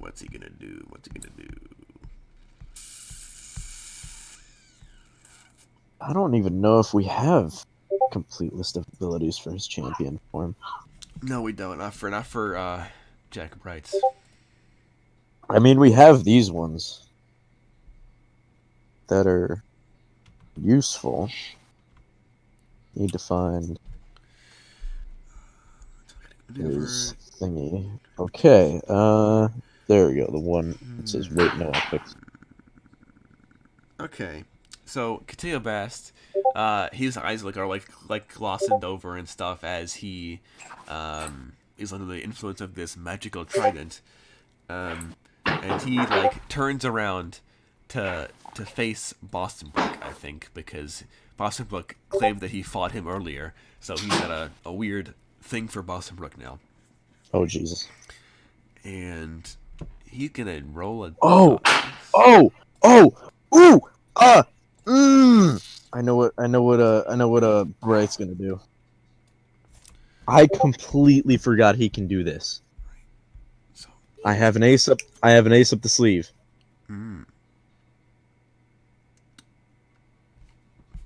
Oh, he's got so much that he can do. I did this. Porpoise. Teovast grabs his pimp cane, and you see as he like lifts his arm, like it like pointed towards the hole in the wall where like the water's rushing through, and you see as like the massive waves that are rocking the boat that left over from Teovast's like disruptions of it, instantly become calmed as he it's as if like the energy from the waves is being like sucked out, and his pimp cane begins glowing a strange like bluish color as he then walks up to Boston Brook and is going to just clobber him with the cane. Boston Brook I know what I can is do going. here. I know what I can do. Dodge.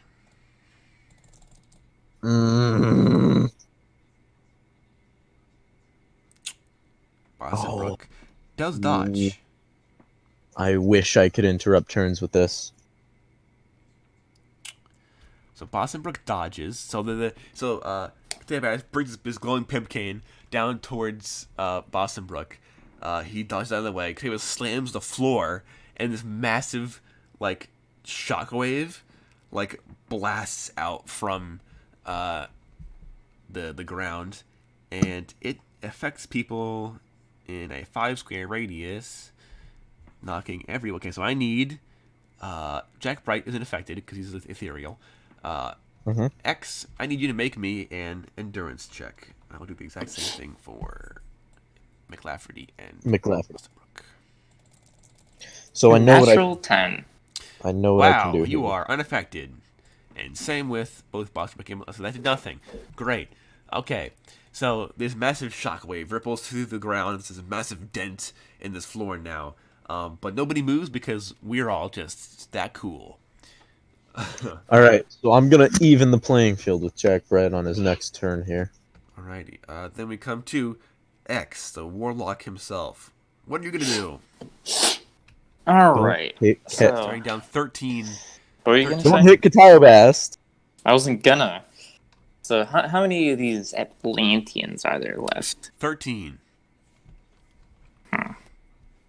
Well...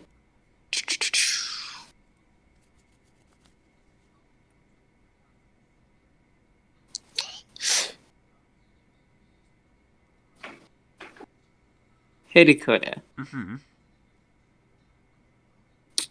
If I were to use my timepiece, Oh god, okay, yeah. would I be able to stutter myself? Why would you want to do that? Oh, that's a good question. Let me find the rules for your let me study my own words here. Yeah, we haven't used the timepiece yet. So let's my Google Drive's crashed because too many things. All right. Let's see the rules. Let's see timekeeping timepiece. Here it is. To target enemies that affect the time around them locally, stop time and freeze them in place. Stutter and make them repeat. Yeah, I guess that would work for you as well. Wait, are you making yourself repeat an action? Yeah. So he's gonna make someone repeat. I'm assuming pick 6 4 times, right? Yeah.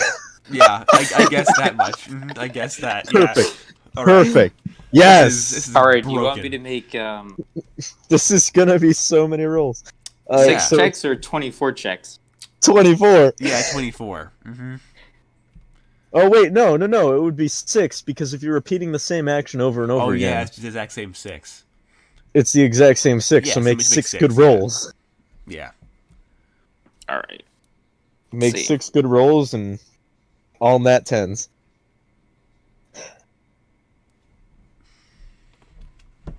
Oh, the anticipation is killing. All right, that's 288628.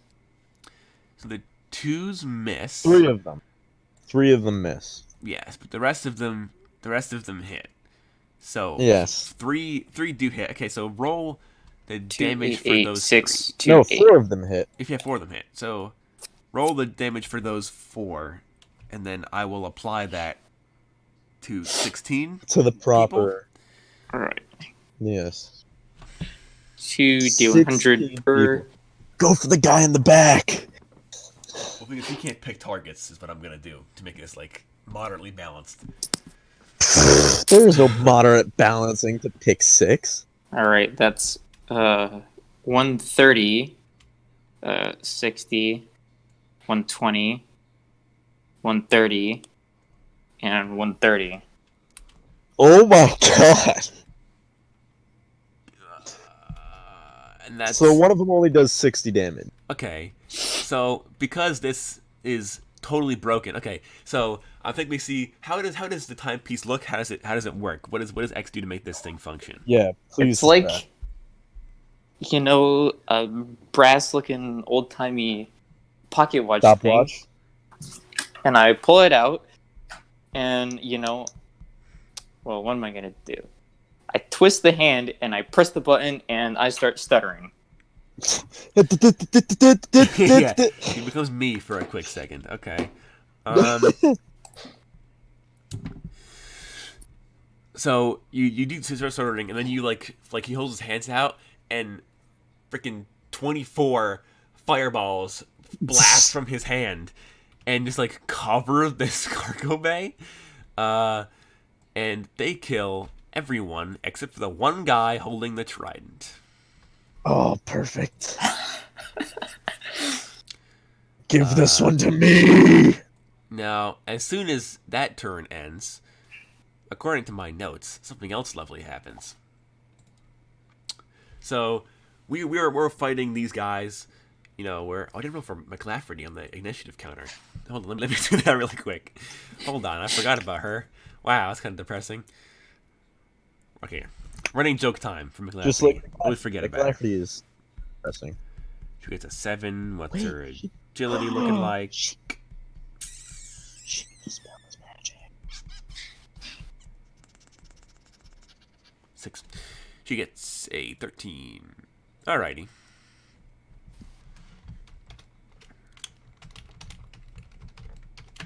Alright. So as all of these poor Atlanteans who would have taken extra damage from the fireballs anyway, they all just get like blown away. Like this cargo is on fire now because you coated it in flame. The door behind us gets like torn asunder. As like this like weird snarling, like flopping fish noises come from behind us.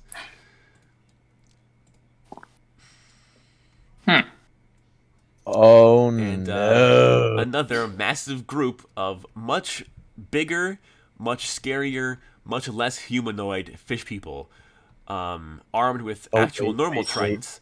They all barge through the main doors behind us and look to Cteobass and go, and yeah.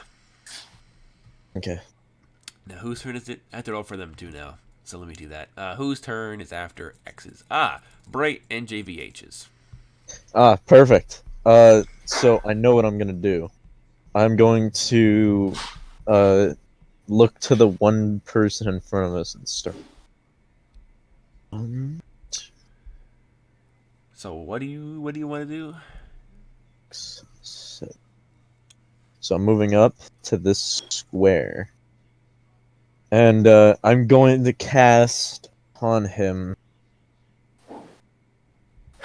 mental deficit.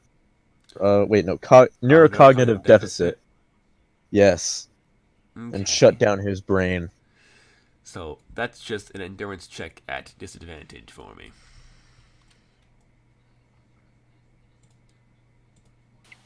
But I'm going to call it forth with such hate and imbued anger that it is going to melt his.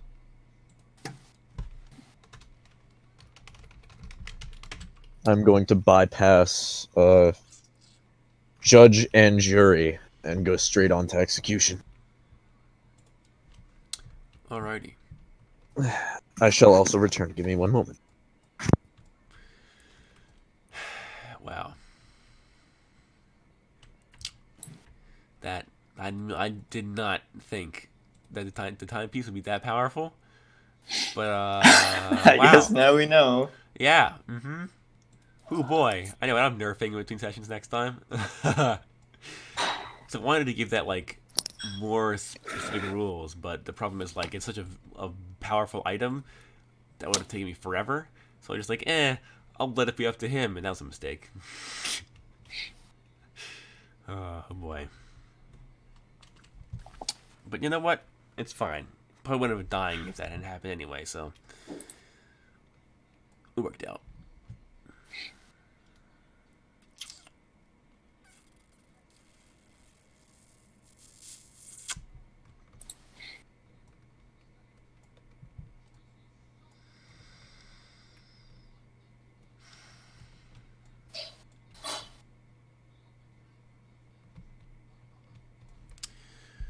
Here's a good question. I wonder how long it takes for Helsing to come back to life. I don't know if I put that as a thing or not. I am back. What has happened? Nothing. We just talked about how ridiculous his X's powers are. Oh, yummy. Yeah. So yeah, Jack Bright is going to step forward with imbued hate and anger. Cast a neurocognitive deficit on this being. And just by looking at him, he's going to melt his brain. All right. Maybe that check at disadvantage for me. Please.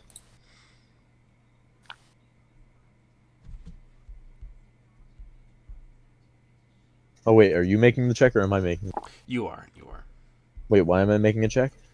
For the neurocognitive deficit. Why am I making it at a disadvantage? I'm my champion. Yes, but that's how the ability works. For all characters. Nice. So he, with this ethereal angel, like I think he's like hovering off the ground a little bit, like he's not like touching the floor. He's kind of confused as to what he's doing. This has happened to him before, but he like walks up in a straight line, just like looks at this scout, and then he like doubles over in pain because even though he still failed at putting him in a coma, he still like does damage. So we'll see how many turns is this small Atlantean boy stunned for. 3. So as he's doubled over in pain, Katerabas. He is still unaffected because like this dude is still holding the trident, but he won't the Atlantean won't be able to influence Kateobast because he's like So stunned. now he's just standing normal. Yeah, just like glassy eyed, like looking off in the distance. Okay. Helsing, you will come back into the battlefield in. Wow! Reroll Look at that! Reroll that. Look at that balancing act of that dice. 4 combat turns. 4 turn. Alrighty. Joy. Great. So you've got a while to wait. Joy. Well, at least I can make it bright 3. So away. 3. Okay. Who's up next? Boston Brook. Nice. All right. What's Boston Brook gonna do? Is Boston Brook smart enough to know that this Kraken isn't in fact the same Kraken that he fought earlier? I'm gonna roll for drunkenness. This is a percentile die.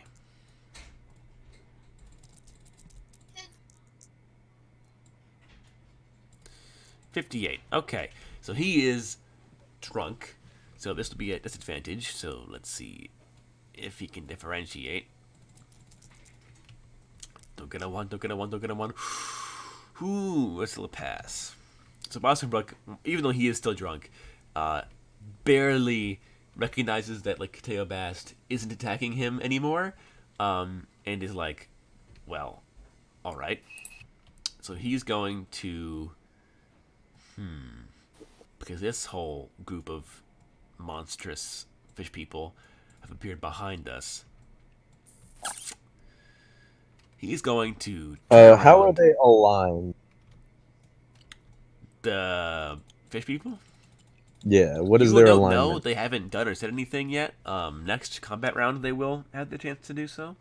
So for now, Bosswood doesn't know who they are, so he's just gonna shoot his gun at the Atlantean, I guess. So that's this one. Is that a pass? I've honestly forgotten. No, it's not. Boston Brick, he's like, okay. Draws pistol, bang, shoots at Atlantean, misses. Good times. We are now back to Battlecock and the Atlanteans. Atlantean is stunned. What does Battlecock do? I got to roll for his personality this turn. That is true. That's a. I'd say. Oh, he's still psycho. Wow, I'd say he's no. still a psychopath. Oh my god. Wow. Okay. Wow. Yeah. So Hold who does he off- attack? hold A off fish on getting person the or guys- Atlantean? Hold off on getting the guys behind us, I'd say. Let me see. He can only use brutalize once per combat, so I can only use Kentucky Fried Violence. Better hope you make it. Alrighty then. 1, 2, 3, 4, 5, 6. So he can make it to the Atlantean. You skipped up some. Yeah, give me Kentucky Fried Violence. You really don't want Bright doing anything, do you? I mean, I guess not, because you guys don't want to attack the fish people behind you. Kentucky Fried Violence. Well, I mean, this guy's gonna be dead anyway. Oh yeah, But he's gonna for sure. He's gonna keep his ethereal form. So gives him a disadvantage on all checks for 1d8 combat turns. Okay, so yeah, so this Atlantean is stunned and now gets disadvantage on everything he does. For roll me a 1d8 for me. Me or him? That's going to be 4. 4. Okay, so 4 turns. This guy had disadvantage on top of 2 turns of being stunned. Wow. Okay. This poor okay. guy is just being like he's petrified. He's being having a bullied. migraine. He's having a bad day. Actually, Battlecock, make me an endurance check. Okay. 7. Endurance of 8. Great. Battlecock's aura of killing intent is so powerful that it makes the Atlantean drop the trident. Good. Nice. And the trident falls to the floor next to him. Kateo Bast's eyes, he blinks twice, and he's like, "Ugh, what happened? Where am I? Why am I hugging Bossenbrook right now? What happened?" The enemies, he's stunned. Now we come to Kateo Bast. Perfect. What does Kateo Bast do? Kateo Bast sees the 25 people behind us, and is like, "Oh no. No. It's like, not you guys too. Why are you guys here?" And then the commander of these fish people in the back line, he's like, in fish language. And then Kateo Bast is like, "No, I told you guys, I don't want to come back home. I'm not listening to you guys. You can't have the trident either. It's mine." And he's just gonna book it towards the trident as fast as he possibly can. How fast is he? Let's see. He's pretty slow. Well, he's actually pretty fast. 1, 2, 3, 4, 5, 6, 7. So he makes a half foot of the trident. He's just like, "Nope, I'm done." Actually, Is he also not at all worried about the guardian angel that is subsequently next to him now? Well, he's pretty scared. He certainly takes notice of it. He's like, "Oh, Well, he knows what a champion is, so he would be aware now that, like, oh, this is what a champion looks like. He's going to take 2 actions to run, actually. 1, 2, 3, 4, 5, 6, 7. Nice. He gets the trident. He gets his own trident. So he is now not under the control of anybody else. He isn't more powerful and he just can't be controlled. So he's happy. He's like, oh, thank God. Now nobody touches trident ever again. That's his. This his was turn. not your condition. Yeah. Next we come to McLafferty and the fish people. McLafferty thinks that the poor Atlantean guy is more than handled at this point. He is a non-issue. But doesn't quite know who the fish people are. This is a tough situation. Actually, yeah. The fish people, who go at the same time as her, are going to take their turns before she does, to give her something to do. Fish people, they're going. These 4 are going to go to the left. 1, 2, 3, 4, 5, 6, 7. Can I come back in my champion form, seeing as I am in that dimension? Yeah, sure, why not? Bet! Yo, word! These 4 are going to go this way. 1, What's- 2, 3, 4, 5, 6, 7. These 6 are going to attack all of us because they don't like All us. of you guys. I'm Well, good. yeah, you're not there. I and can't. But Bright is unconscious, so. And then I'm there, but not there. these guys are going to move in front of us. 1, 2, 3, 4, 5, 6, 7. Yeah. But these guys can't go that way, so they're going to go over here and then over here, respectively. So there are the back line runs forwards and then start charging after Kateobast. 8 guys, well, 4 on each side, split up for the flanks, and then 6 of them go to attack us. The McLafferty, X, and Boston Brook. So this is going to be very interesting. Yeah. Let's see. This one goes for McLafferty. Actually, these 2 guys are gonna pick up Bright's unconscious body and just like hold him. This one's gonna go to McLafferty. She can dodge a melee attack, so she's gonna do that. She gets a crit fail. Good job. She gets cut by a big old sword from this weird fish person.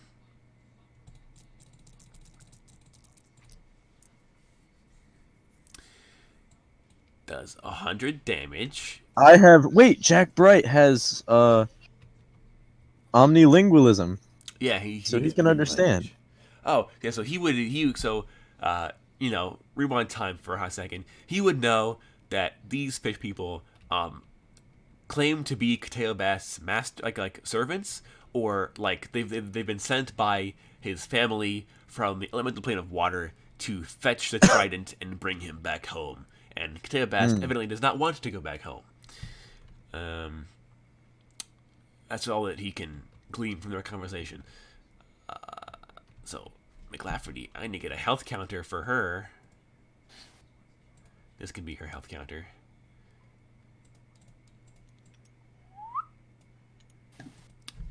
How much health does she have? Normally, and then I minus 100. She might be nearing unconsciousness at this point because she is not that scary. Okay. She's got 150 health left. She's doing okay. And she needs to make an armor check or start bleeding profusely. Nice. Okay. She's fine. So she does get these fish people surround us. So they start running after their master. And one of them just like slams this big, like the Mayan like swords, like the weird like obsidian pieces jammed in like a wooden like log. It's like those things, but they're like weirder looking. and he brings this huge club and just like slams it into McLafferty's like shoulder, like from a upward like downward swing. It's like slams into her like clavicle, and she's just like in agony. This other dude is gonna go after Boston Brook, who can dodge. He will full counter this no matter what. So wow, he rolled in that one too. Oh boy, no full counter for him then. Okay, he gets hit too then. Great. All right, let's see how quick we can kill off all of our main characters. Okay. Oh, it's 150 damage. Okay. I'm not gonna say anything because I know that I'm good. Y'all can die. I'm perfectly fine. Me and needs to Brian make over an here. endurance check or start bleeding profusely. Alrighty. As long as that amulet is fine, he's fine. So Yeah. All right. So Boston isn't that bleeding, but he also gets cleaved in like the ribs by this big old strong boy fish man. Then we have I'm just waiting for my turn to come up. two fish people attack X. He can dodge one of them. Do you want to dodge one of them? Why wouldn't I? Good point. It's gonna be a 6. That's My stat is 4. 4. That's a bear pass, so you do indeed dodge one of them for the first time. The second guy does hit you. Roll low, roll low, roll low. Nice. Only 50 damage to you. You're I know 100. Make me an endurance check for me. Endurance. Let me see. Oof, that's gonna be a 5. You're good. Endurance because of 5. Okay, yeah. 5. You do pass. Barely. Wow, a lot of bear grazes. So this one monster, you dodge out of the way of this fish person. This second fish person like cleaves into your arm, and you're just like, ow, but it's only a bear graze because I don't know, you're lucky. The other fish people, no more attacks from them. Actually, can they do an attack? The commander can do an attack. He's going to do an attack. He's going to try to shoot the Atlantean. So the Atlantean... so the leader of the fish people, all the fish people are like... They look kind of like anglerfish a little bit, but not quite. And they are all humanoid. But the commander looks like a Dunkleosteus, if you know what that looks like. Vaguely. The big, a huge armored fish from like millennia ago. Okay. Huge armored heads. He's one of those guys, and they've all got swords and shields. And the commander's got a big golden trident. He's got a big seashell for a shield, and his arm grows this massive like armored bone scale, and he just like throws it at this Atlantean at like super quick speeds. And he's gonna throw 4 of these scales at this one guy. Each does 2d100 damage. He can't dodge them because he's unconscious. This does. Technically, he's not unconscious. He's stunned, but he can't. And disadvantaged. Yeah, so he can't defend himself anyway. So this does a ton of damage. Actually, he's to roll for the perception checks first. What am I doing? Check 1. Check 2. Wow. Check 3. Did he fail all of them? Check 4. He crit fails one of them. He just passed the other 3. Does he hit one of his own guys? Sure. So he does kill the Atlantean, and one of the scales hits this guy next to him. Let me get my more D100s.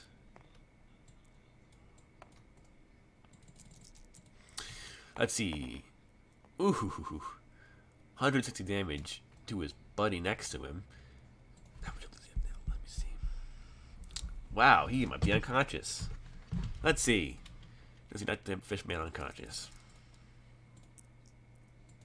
Yes. Wow, I can't believe it. Wow. So he's like flinging these scales everywhere, and he like, throws one really, really wide, and he slams this scale into his friend's throat, and he knocks him unconscious instantly. Very good. Wow. I don't Okay. know what I'm doing. Now we come to McLafferty. Okay, these guys are from a different elemental Wait, no, it's plane. Battlecock first. Oh yeah, yeah, I yeah, yeah, thought. yeah, yeah, yeah. No, it's not because we have Yeah. no, because this is we already did Battlecock's turn. Oh. McLafferty. So these guys are from a different plane of existence. She can banish them back to their homeland. How many of them? Only one at a time. Okay. So she can do it on the commander, I think, because that makes the most sense. Another thing is that she is in more danger from somebody else at the moment. So let me look at her character. No, because she wouldn't be in any danger from any of the ones around her. Because the commander's up here. She's in danger from the guy that stabbed her in the clavicle. I mean, I Is it guess, around but if us? she moves up, Yeah, she moves, she'll be fine. Well, I think Boston's gonna kill at least two of these guys. So, if I'm being honest, I'm she's just just gonna, waiting on Bright's turn because I already know what I'm gonna do. man, she's just gonna. Well, first you have the soul transferal. So, you'll see, McLafferty, her like arm is like her like shoulder's bleeding, a sword stuck in her shoulder.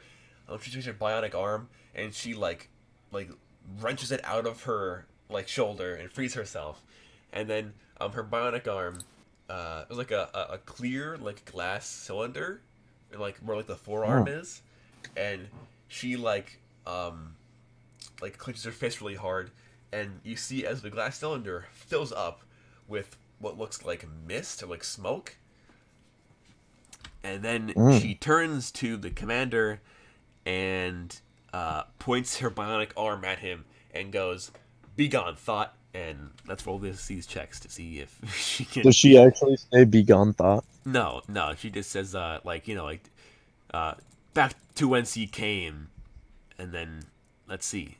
How Oh, original. let's see who has a higher endurance stat. Um, let's see. Can we let number one return times per day? No, it's different. Banish. Endurance check versus victim's endurance check. Okay, so victim rolled at 7, plus what's the victim's endurance stat? The victim's endurance stat is 8. So he gets a 15. McLafferty should win. She rolled a 10. Mm. And as in a 7 endurance. Yeah, so she wins. So she goes, like back from whence he came. And then the commander looks like turns around and is like, huh? And then Nani? yeah, I think he just like I think the floor underneath him turns to water. He sinks in, and then the water closes back up, and he's gone. And for her Nice. next turn, Great. next action, she's going to just like book it. 1, 2, 3, 4, 5, 6. Now we're down to X and no, X. to X, yeah. Alrighty. How many guys are still on the field? My first question. 4, 5, 6, 7, 8, 9, 10, 11, 12, 13, 14, 15, 16, 17. Well, we only killed like one of them, so there's still like We've done 19 away left. with one of them. We've done away with one. There's And then one unconscious. So there's 18 left. Are they clustered? Very. Yeah, Especially around there's you. there's like 6 near us. No, 1, 2, 3, 4, 5, 6. There's 7 near us, and then there are 2 groups of 4 on either flank, and then the rest of the other 3 are like scattered around. Alright. I think I'm gonna try and take cover behind one of my more hardy companions, and I'm gonna begin the prep for IRD. You mean so basically you're gonna hide behind Bright's. Yeah, I was Bright's gonna say unconscious Bright. body. No. His ethereal form. Well, he means he needs someone to tank for him, but Bright can't tank. He's intangible, so it'd be a poor idea. Can't alter reality. I said, Wait, do I come back yet? This is only turn. You have one more turn Oh, nice. before you can return to the battlefield. So Yeah, that's so you X's turn. start prepping IRD then. yeah. Okay. Next turn is Bright and JVH. Alright, so I'm gonna use on these guys Anarchy Inducement Ah, okay. and send them into a rage of killing each other. Make me an endurance check. Very well. If I must.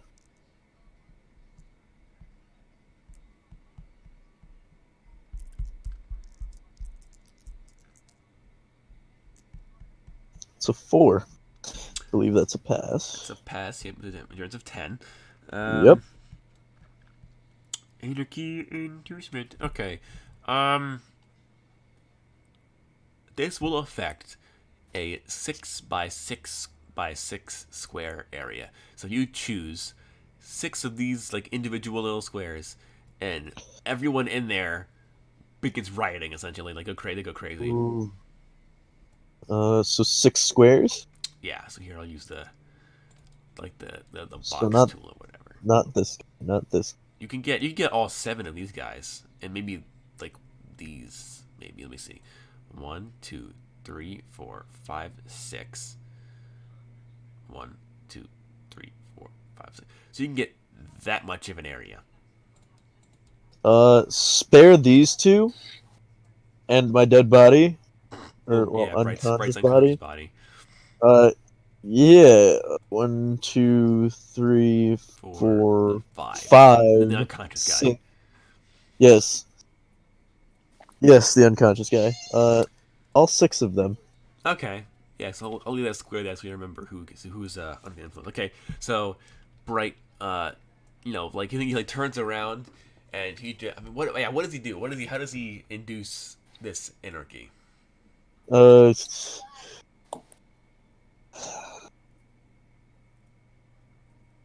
Powers of chaos, I guess. Be one with me, and induce them into a murderous rage, so they shall know the pain that we share. And I think something like that. But as he speaks, weird flickers of red and black lightning energy arc in the area of effect, and Do they arc from one to the next? yeah, and when the lightning hits them, it hits the temples, and when it hits their temples, their eyes glow red, so they're like, "Bleh," and you go feral. Did they start attacking each other? Yeah, they do start fighting each other. They drop Jack's body. Very nice. Of course, Very they nice. don't care about him anymore. They throw him to the side, and they start attacking each other. Sleep. And this guy turns to the unconscious one. Yeah, he would go. He would go. No. He might go after him because he is closer. Yeah, it's true. So he'll go after this guy. These two are gonna fight each other instead of fighting Boston Brook. Alrighty. Alright, it's your turn. JVH will be back next turn. Then we're going to Boston Brook. Boston Brook, seeing those guys fight each other, takes a 5-foot step to the left, and is going to slice at one of these fishmen, who actually can't dodge melee attacks because they're bad. I did a good. I was Congratulations. with chaotic energy. Yeah, he is the manifestation of chaos. So, yeah. How much health do these guys have? Chaos and uncertainty. Yeah. So Boston Brook cleaves this one fish man clean in half, goes right through his shield. Surprised you haven't used Talio yet. Yeah, I haven't, only because these guys can't actually like dodge him, so he feels no need to. He just walks up and is like, ugh. That's his turn. Back up the order to Battlecock. Battle chicken. Everyone's favorite. Alrighty, let me roll for personality. Mm-hmm. 2, which is Martial artist. Martial artist. Okay, so now he gets, all his, funny abilities. Yeah. Actually does more damage than the yeah. Psycho. After this mission finishes, we're gonna give like level up, so we can rebalance ourselves, and I'm gonna give Battlecock some more fun abilities. All right, so I love it. JVH has just played negotiator and then fucking died. Yeah.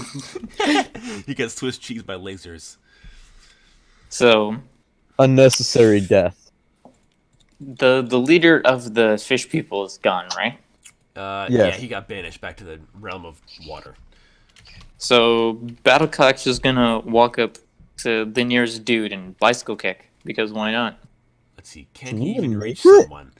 1, 2. He with 8 squares. 3, 4, assumably. 5, 6, 7. And he with 1 more for the 8. He can't actually reach anyone. Wow. Wow, yikes. Can He's close, Battlecock though. use his sprint ability? I mean, I guess he could sprint to get within range. Well, because he gives his sprint ability, then he can run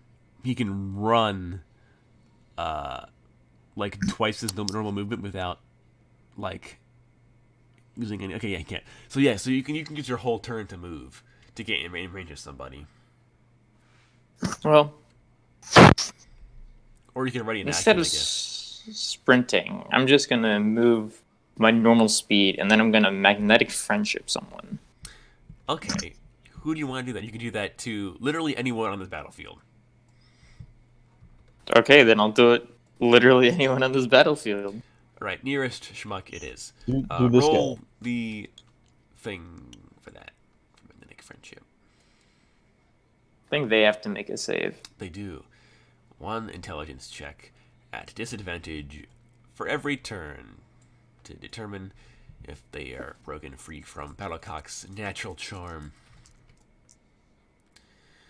Yep, that's Well, really now stupid. he So won't attack Battlecock. Yes, he won't attack. He won't attack Battlecock. So this guy, I'm gonna differentiate his friendliness by a brighter colored green. Wow, it's a bright green. My God. Okay. So how does Battlecock's ability look? What does he do? So he's gonna walk over. He's gonna do like puppy dog eyes, except he's a chicken. Nice. His eyes get like really big, and he like bats his eyelashes at the this is like a 6'7" massive like fish person, and looks at this chicken, and he's like, oh, and then becomes his best friend for a little while. Okay. Who's next? Kateo Bast, yay. Meaning cookies, by the way, sorry. Kateo Bast, he does not want to go back home. He's got his own trident, so we've got that. He really likes JPCU now, because they helped defend him. So he is going to... how fast can this guy move? Let's see. He can go 6... Yes? 7. 1, 2, 3, 4, 5, 6, 7. He's going to turn attention to this group of 4 fish people. He charges his cane up with like his eyes starts like glowing again, and then he's gonna chuck it at this group of guys. Interesting. Perception check. Wow. What do you get? He got a 1. Oh wow. He drops it at his feet and it explodes. Oh Jesus. It doesn't do damage to him because he can absorb the explosion, but he just wastes the points that he needed Action. to use that. What a useful, ultra powerful Kraken, huh? Truly. Then we come the enemies and McLafferty. Yeah, sure. Let's see how many fishmen kill each other. Fishman 1 attacks unaffected Fishman. They can't dodge, so I'm just gonna roll the damage for this. Perfect. Wow. Wait, what was X cooking up there? They spell IRD. So this guy's down to 20 health. Great. He's gonna turn towards the guy to stab him in the face and attack his friend back. Are we taking mental sanity checks for everybody not affected? No, because they're too stupid to realize that. Okay. This guy's down. I love it how I've basically made this the ideal situation. I mean, yeah, you need to, like, turn them all against each other. Because they're most of them against each other at this point. This one's down to 110 health. Oh, boy. Ooh, oh. This guy is down to 100. And then the final Anarchy guy, what does he get dealt? He gets dealt another 100 health. Wow. So they're all pretty badly injured. Okay. These two guys are going to turn towards Boston Brook. Boston Brook can dodge. Counter. Yeah, he's gonna full counter for sure. He can dodge both of them or full counter one of them. Ooh, he's pretty. He can regenerate this actually. So let me regenerate this. How much does he regenerate?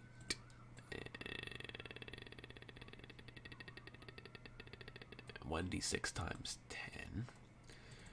It's been a couple turns, so let's regen twice. So that's 50 health plus 20 health, so he gets 70 health more. He might not survive if he gets punched, so he's going to dodge both of them instead.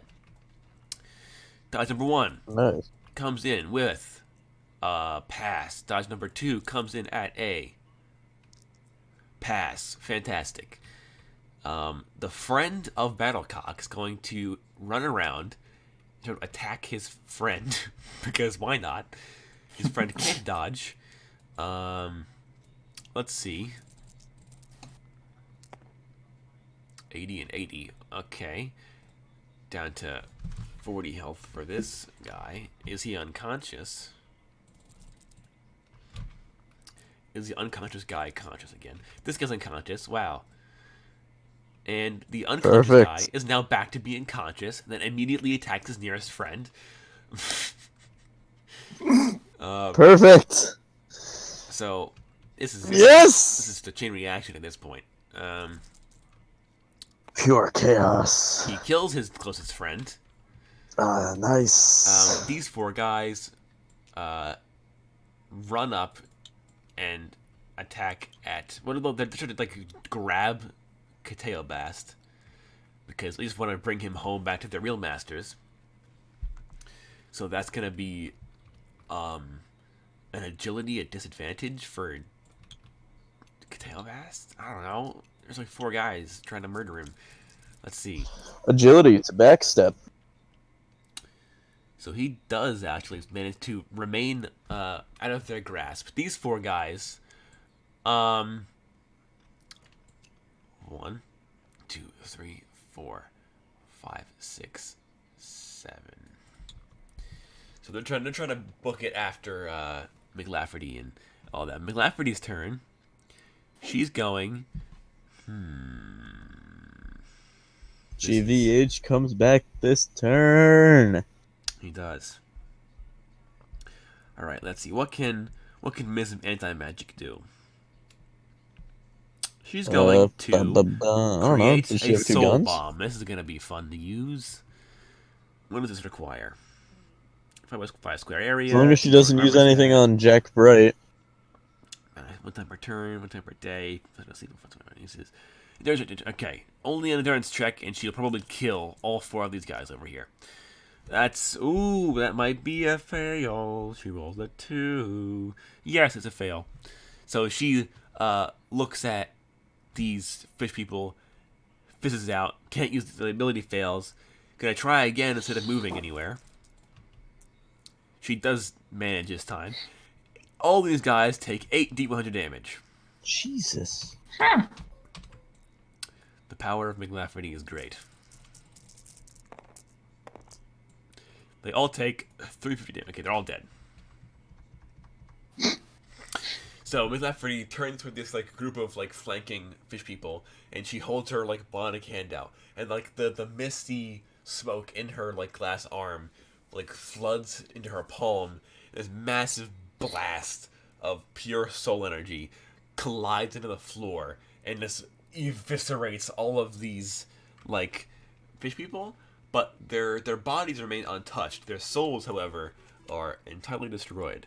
So not only are they very dead, they also don't go to heaven and can't be brought back to life, which is pretty cool.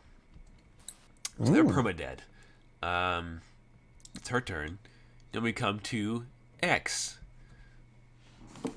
Alright, so I've been prepping a spell. Mm-hmm.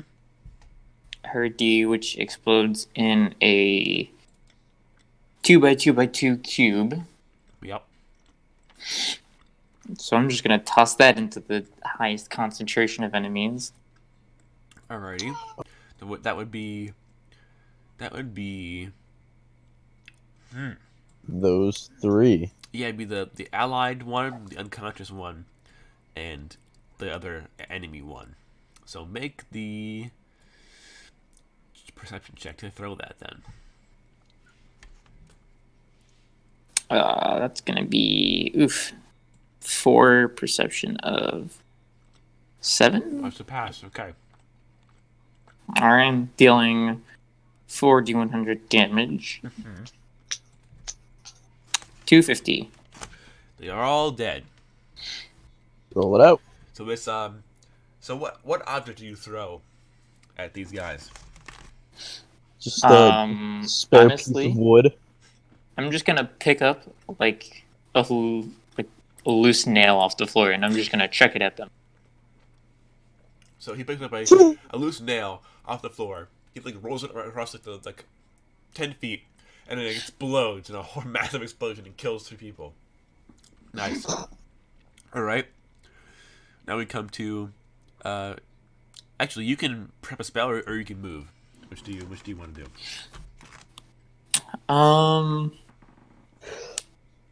There's not that many people left, is there? Well, there's 1, 2, 3, 4, 5, 6.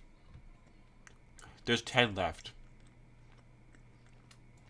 Our gracious host enjoying a bit of food.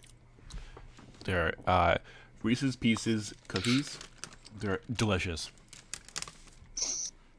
That's possible. How humble of you. Mm-hmm.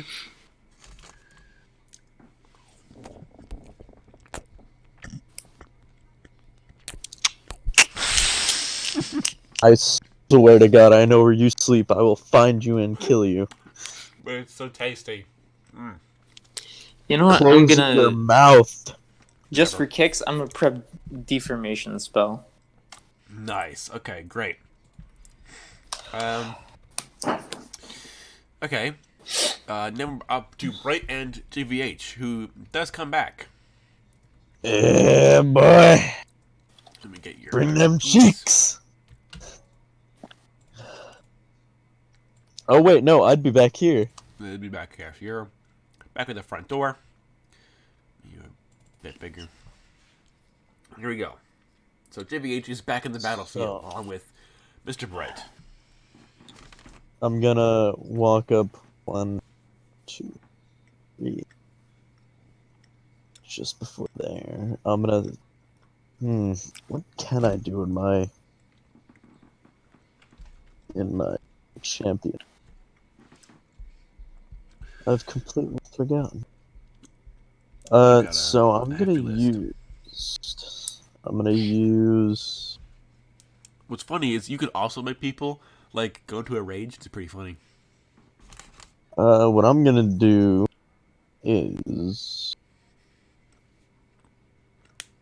I don't have anything for his champion, so I'm gonna use my sword and the remaining moves on turn.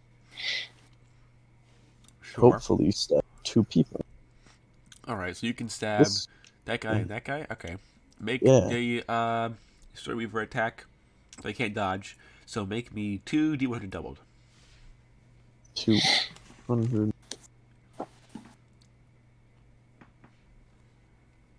All right. Give me 2 of these.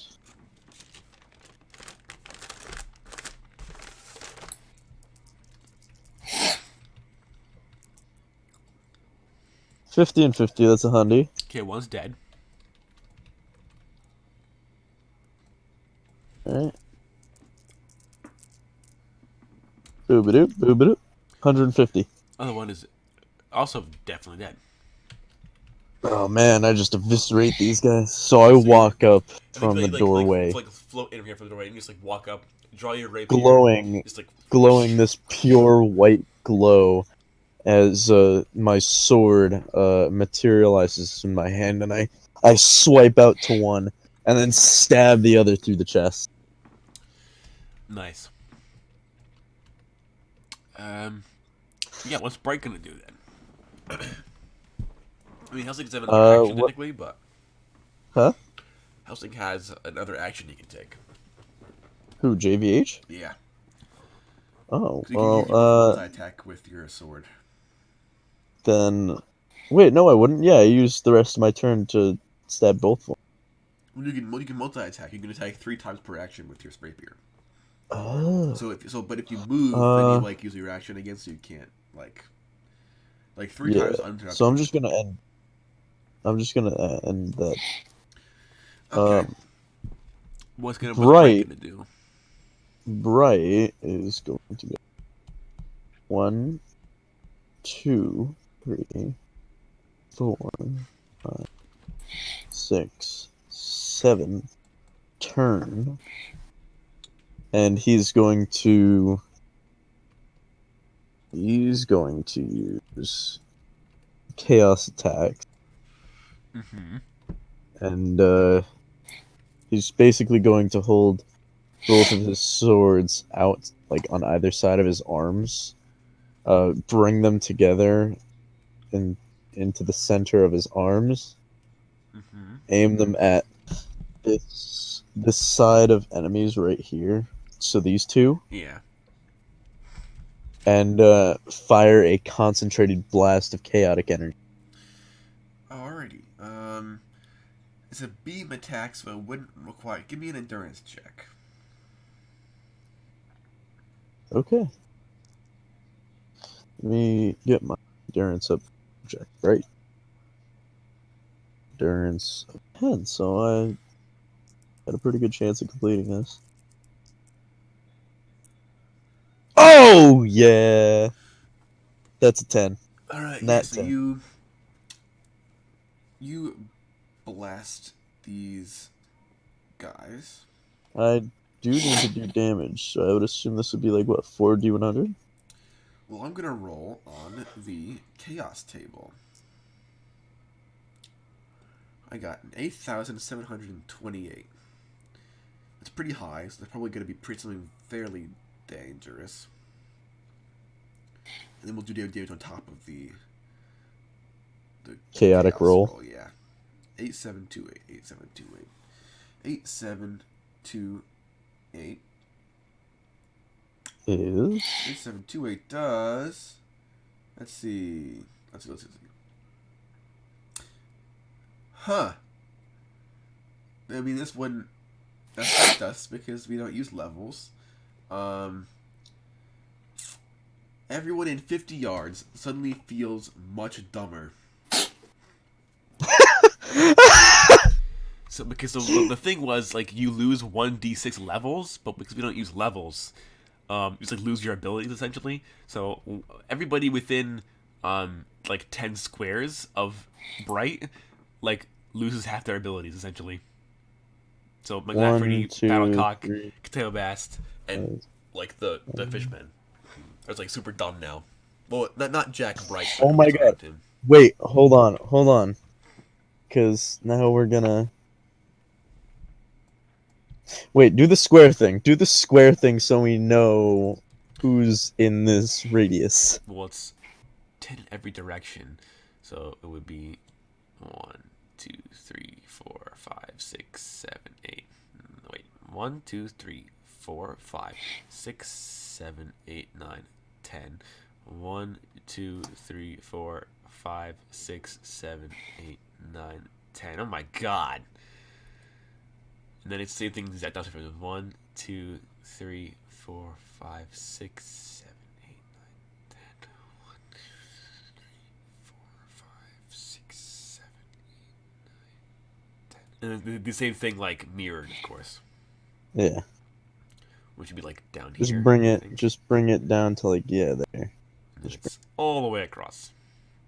So that whole area, like half the battlefield, is just dumber. Only 3 people have escaped the radius. Who escapes it? Helsing and the 2 fishmen. Wow. Everyone else is. Can they dumber. shamble to get out of it and the effect stops? Yeah. Oh my god, Battlecock is dumber. Yeah. So Battlecock's only chicken now until he leaves. He's only chicken. Are these guys only fish?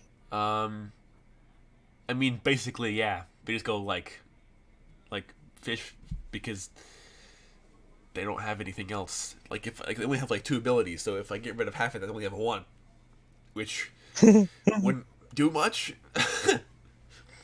What's the one ability? Well, they can raise their shield or they can make a sword attack, which all they can do anyway. So they would just get dumber, but they're already pretty dumb. So they wouldn't be able to attack. Yeah, they would become like if you took like a retarded human. That's how smart they are at this point. So at the same point, these 2 take damage, right? Yes, yeah, I'll say like 4,200 sounds good. 4,100 each, or Yeah. It ignores armor because it's energy. So. Well, here's to making a fish meat pie. Oh yeah. Oh, you perfectly killed the first one. Oh yeah, 200 damage. All right, now let's make the second check.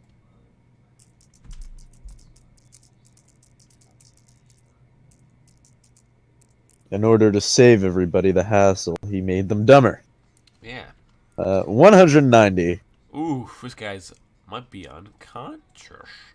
So Well, if he's only got 10 health left, he is not unconscious, but he's at 10 health. he's barely holding. Yeah, he is not having a good day. This was a necessary evil. Necessary evil to make everyone dumber. This was necessary to preserve. There's this blast of energy, and as he's like wave, it's like the main beam, and then this like pulsing wave of like red energy like leaves Bright's body. Oh, I thought you were gonna say this pulsing wave of dumb. I mean, yeah, pretty much. This pulsing wave of dumb leaves his body and affects almost everyone. And then the first guy gets like basically pulped. me and JVH, Bright and JVH are the only 2 that can do attacks right now. Pretty much. If you think about it, we're the only non. In theory, X would be immune because he's insane, But he's not of chaotic nature. This is pure chaotic energy. Well, I would disagree with that, but that's determine the word chaotic. I guess he is a pyromancer, not a chaos mancer. Exactly. Boston Brook would probably like lose the benefits from having life limit. Probably. Probably. Um. Let me put it this way. X does not have the ability. Let's see. Is it? If X does not have the ability to become immune from control, yeah, he's not immune to this chaos. I know Bright has the control immunity. Yeah, And Bright's immune to his own chaos. Yeah. That's the thing I made sure natural to. immunity to the effects of chaotic environments and events. Yeah, I made sure to make that a thing for him because otherwise he'd just kill himself. Mhm. So He this, can also control chaotic energy. So yeah, yeah, he can. Oh, but he can negate yeah. um So he could chaotic make his energy. companions normal again if he wanted to. I think that's what he's gonna do. Okay, do you make Bass normal again? For now, no. Okay, so he's acts like a normal human, I guess, because he's like He just has a sit on the ground. yeah. So there's this wave of dumb that radiates off of Mr. Dr. Bright, and you kill those two. Well, we kill that one guy and badly injure the. There's like this beam of like weird misty energy like pierces a massive hole with the first Like, guy and so nearly kills the second so guy. what? So I know what happens. So what happens is from the hilt of both swords, as he holds them out, this wave of energy radiates out. And the chaotic energy coils around the sword and draws back as it springs forward and shoots out in one line.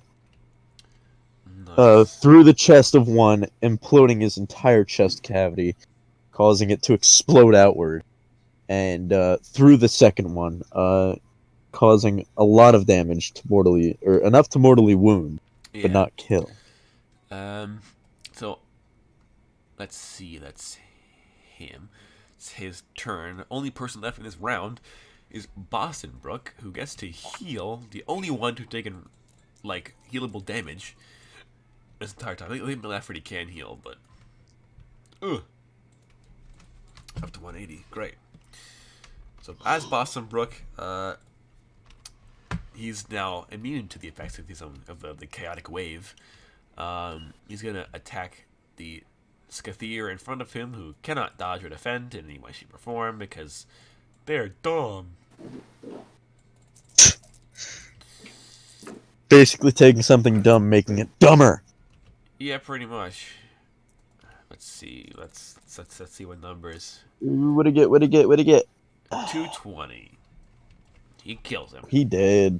So Boston Brook, he's like, that was a weird feeling. He draws his sword again and just whoosh, and he cuts this other dude in half. It feels like I was dumb. Yeah, that was an odd feeling. I didn't like it at all. Not at all. And then I think from Boston Brook's turn, we play dice.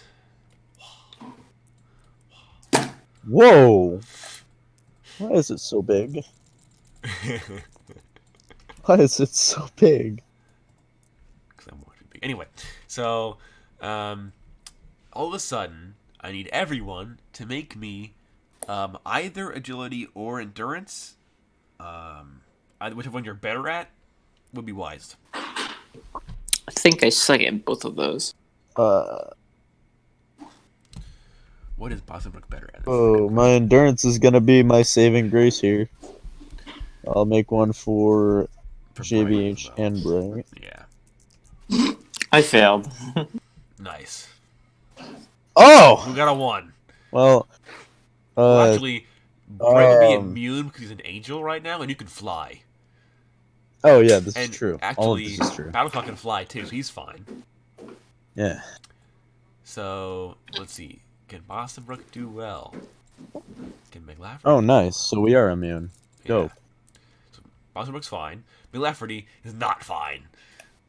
So, Oh Jesus. um, Oh. so as Boston cuts this guy in half and like is like about to yell "Tally ho," he's like "Tally ho," as the ship. You look out for the big hole in the back where the rudder used to be, and see as the water, like the level like goes down, and all of a sudden you see the open air,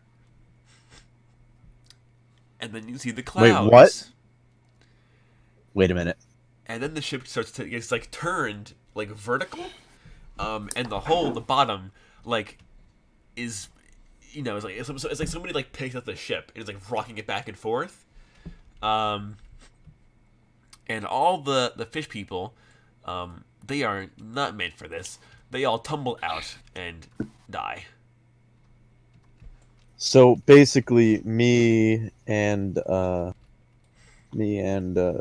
Bright are the only two that are And Battlecock. somewhat stable.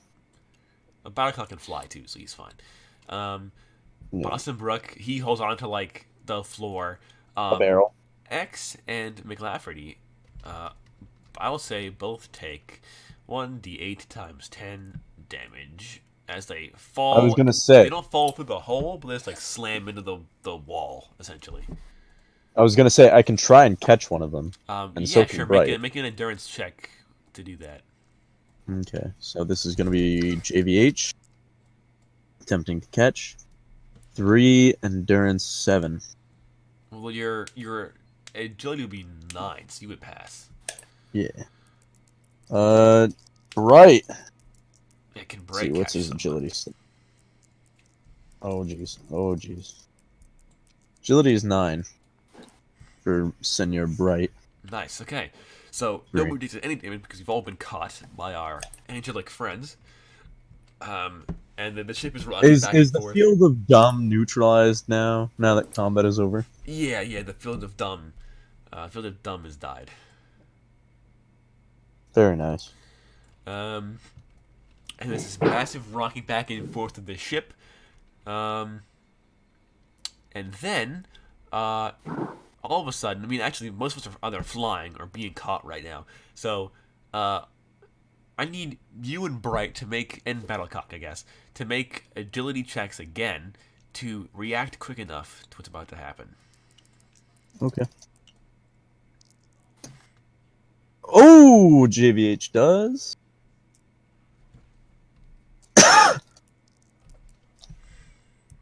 Ooh. Oh, Bright is Bright top tier. definitely does. But what does Battlecock get? Battlecock. Ooh, Battlecock. 8. Nice. Nice. So definitely 10, 9, 8. Yeah, so definitely they all we all like so there's like a big loud horrible creaking crunching whining of the ship as the steel begins bending under its own weight, and then all of a sudden the ship begins falling from whatever point in the sky it was previously at, We gotta fly out, holding everybody. and so as the ship begins falling, since you're flying, to avoid being creamed by the ceiling, you like follow like as it's falling the same rate essentially. Yeah. Like descend at the same time, and then the ship slams back into the it slams something. I don't know.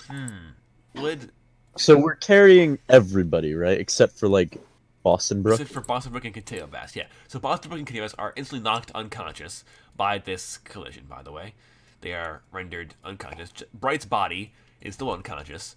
He is rendered rendered to that level.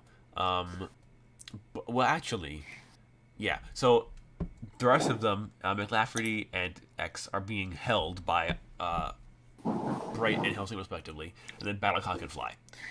So So we're gonna put them down and then fly out and see what's going on. So as you fly out, I want okay. So the ship slams down again, and like all the crates of furniture everywhere, the shelters toppled over. All this is going horrible. The pipes have burst, and you put like your McLafferty and X down, and you and Bright start to move back towards the main door, to like head to the stairs, and you reach out the main door of this warehouse area, and then into the stairwell. You reach the top of the stairwell that used to like lead out into the like one of like the hallway for the cabin and stuff, and you find it is now blocked. And it's not blocked by like a physical thing. It's blocked by like a magical force field, essentially. Well, then. On the other side of that magical force field, I need one of you, both of you, to make a perception check for me. It's interesting that you say that. Because I believe, if I'm not mistaken, one of us should have an ability that can do away with that. Yes, McLafferty can dispel magic. It's a 3. And no one. No, So, one. 3 of blue. No, I didn't roll this one. Pass for one of you? I don't know. No. 7 if I got a 7 and a 3. So you see, behind this force field, there is a how do I describe this person without making them look an Atlantean? She's it's a feminine figure, very, very, very, very, very, very, very, very, very beautiful. Like you lay one eye on her, and immediately you are entranced. Well, they transcend. Yeah, so you can like the tug at your heart is there, and she is essentially, she appears to be made of water, and there are like twigs and like leaves as like a dress, and she appears to be singing. You can't hear the singing, presumably because of the force field. But she appears to be singing or like talking to someone, and behind her in the hallway, you see as every one of the doors to all the cabins on this like wing open at the same time, and all of the other surviving passengers simultaneously walk into the hallway, turn at the exact same time, and begin marching out the door. Jack.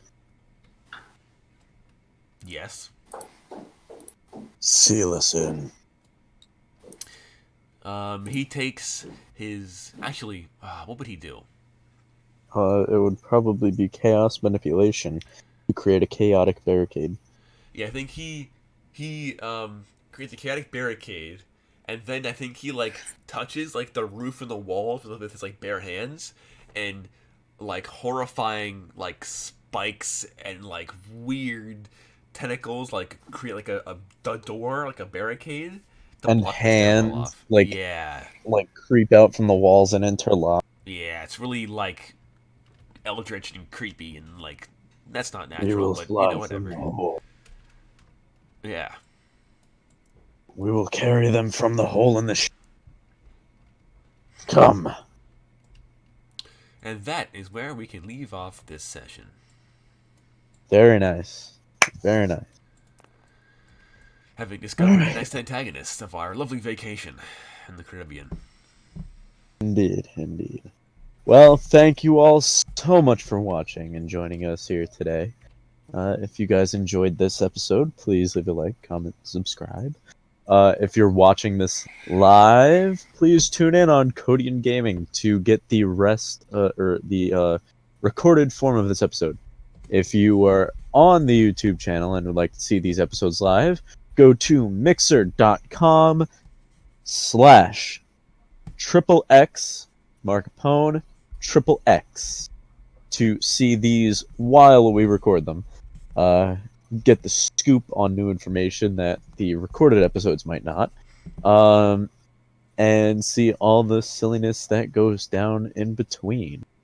For my co-hosts X and Kodian, thank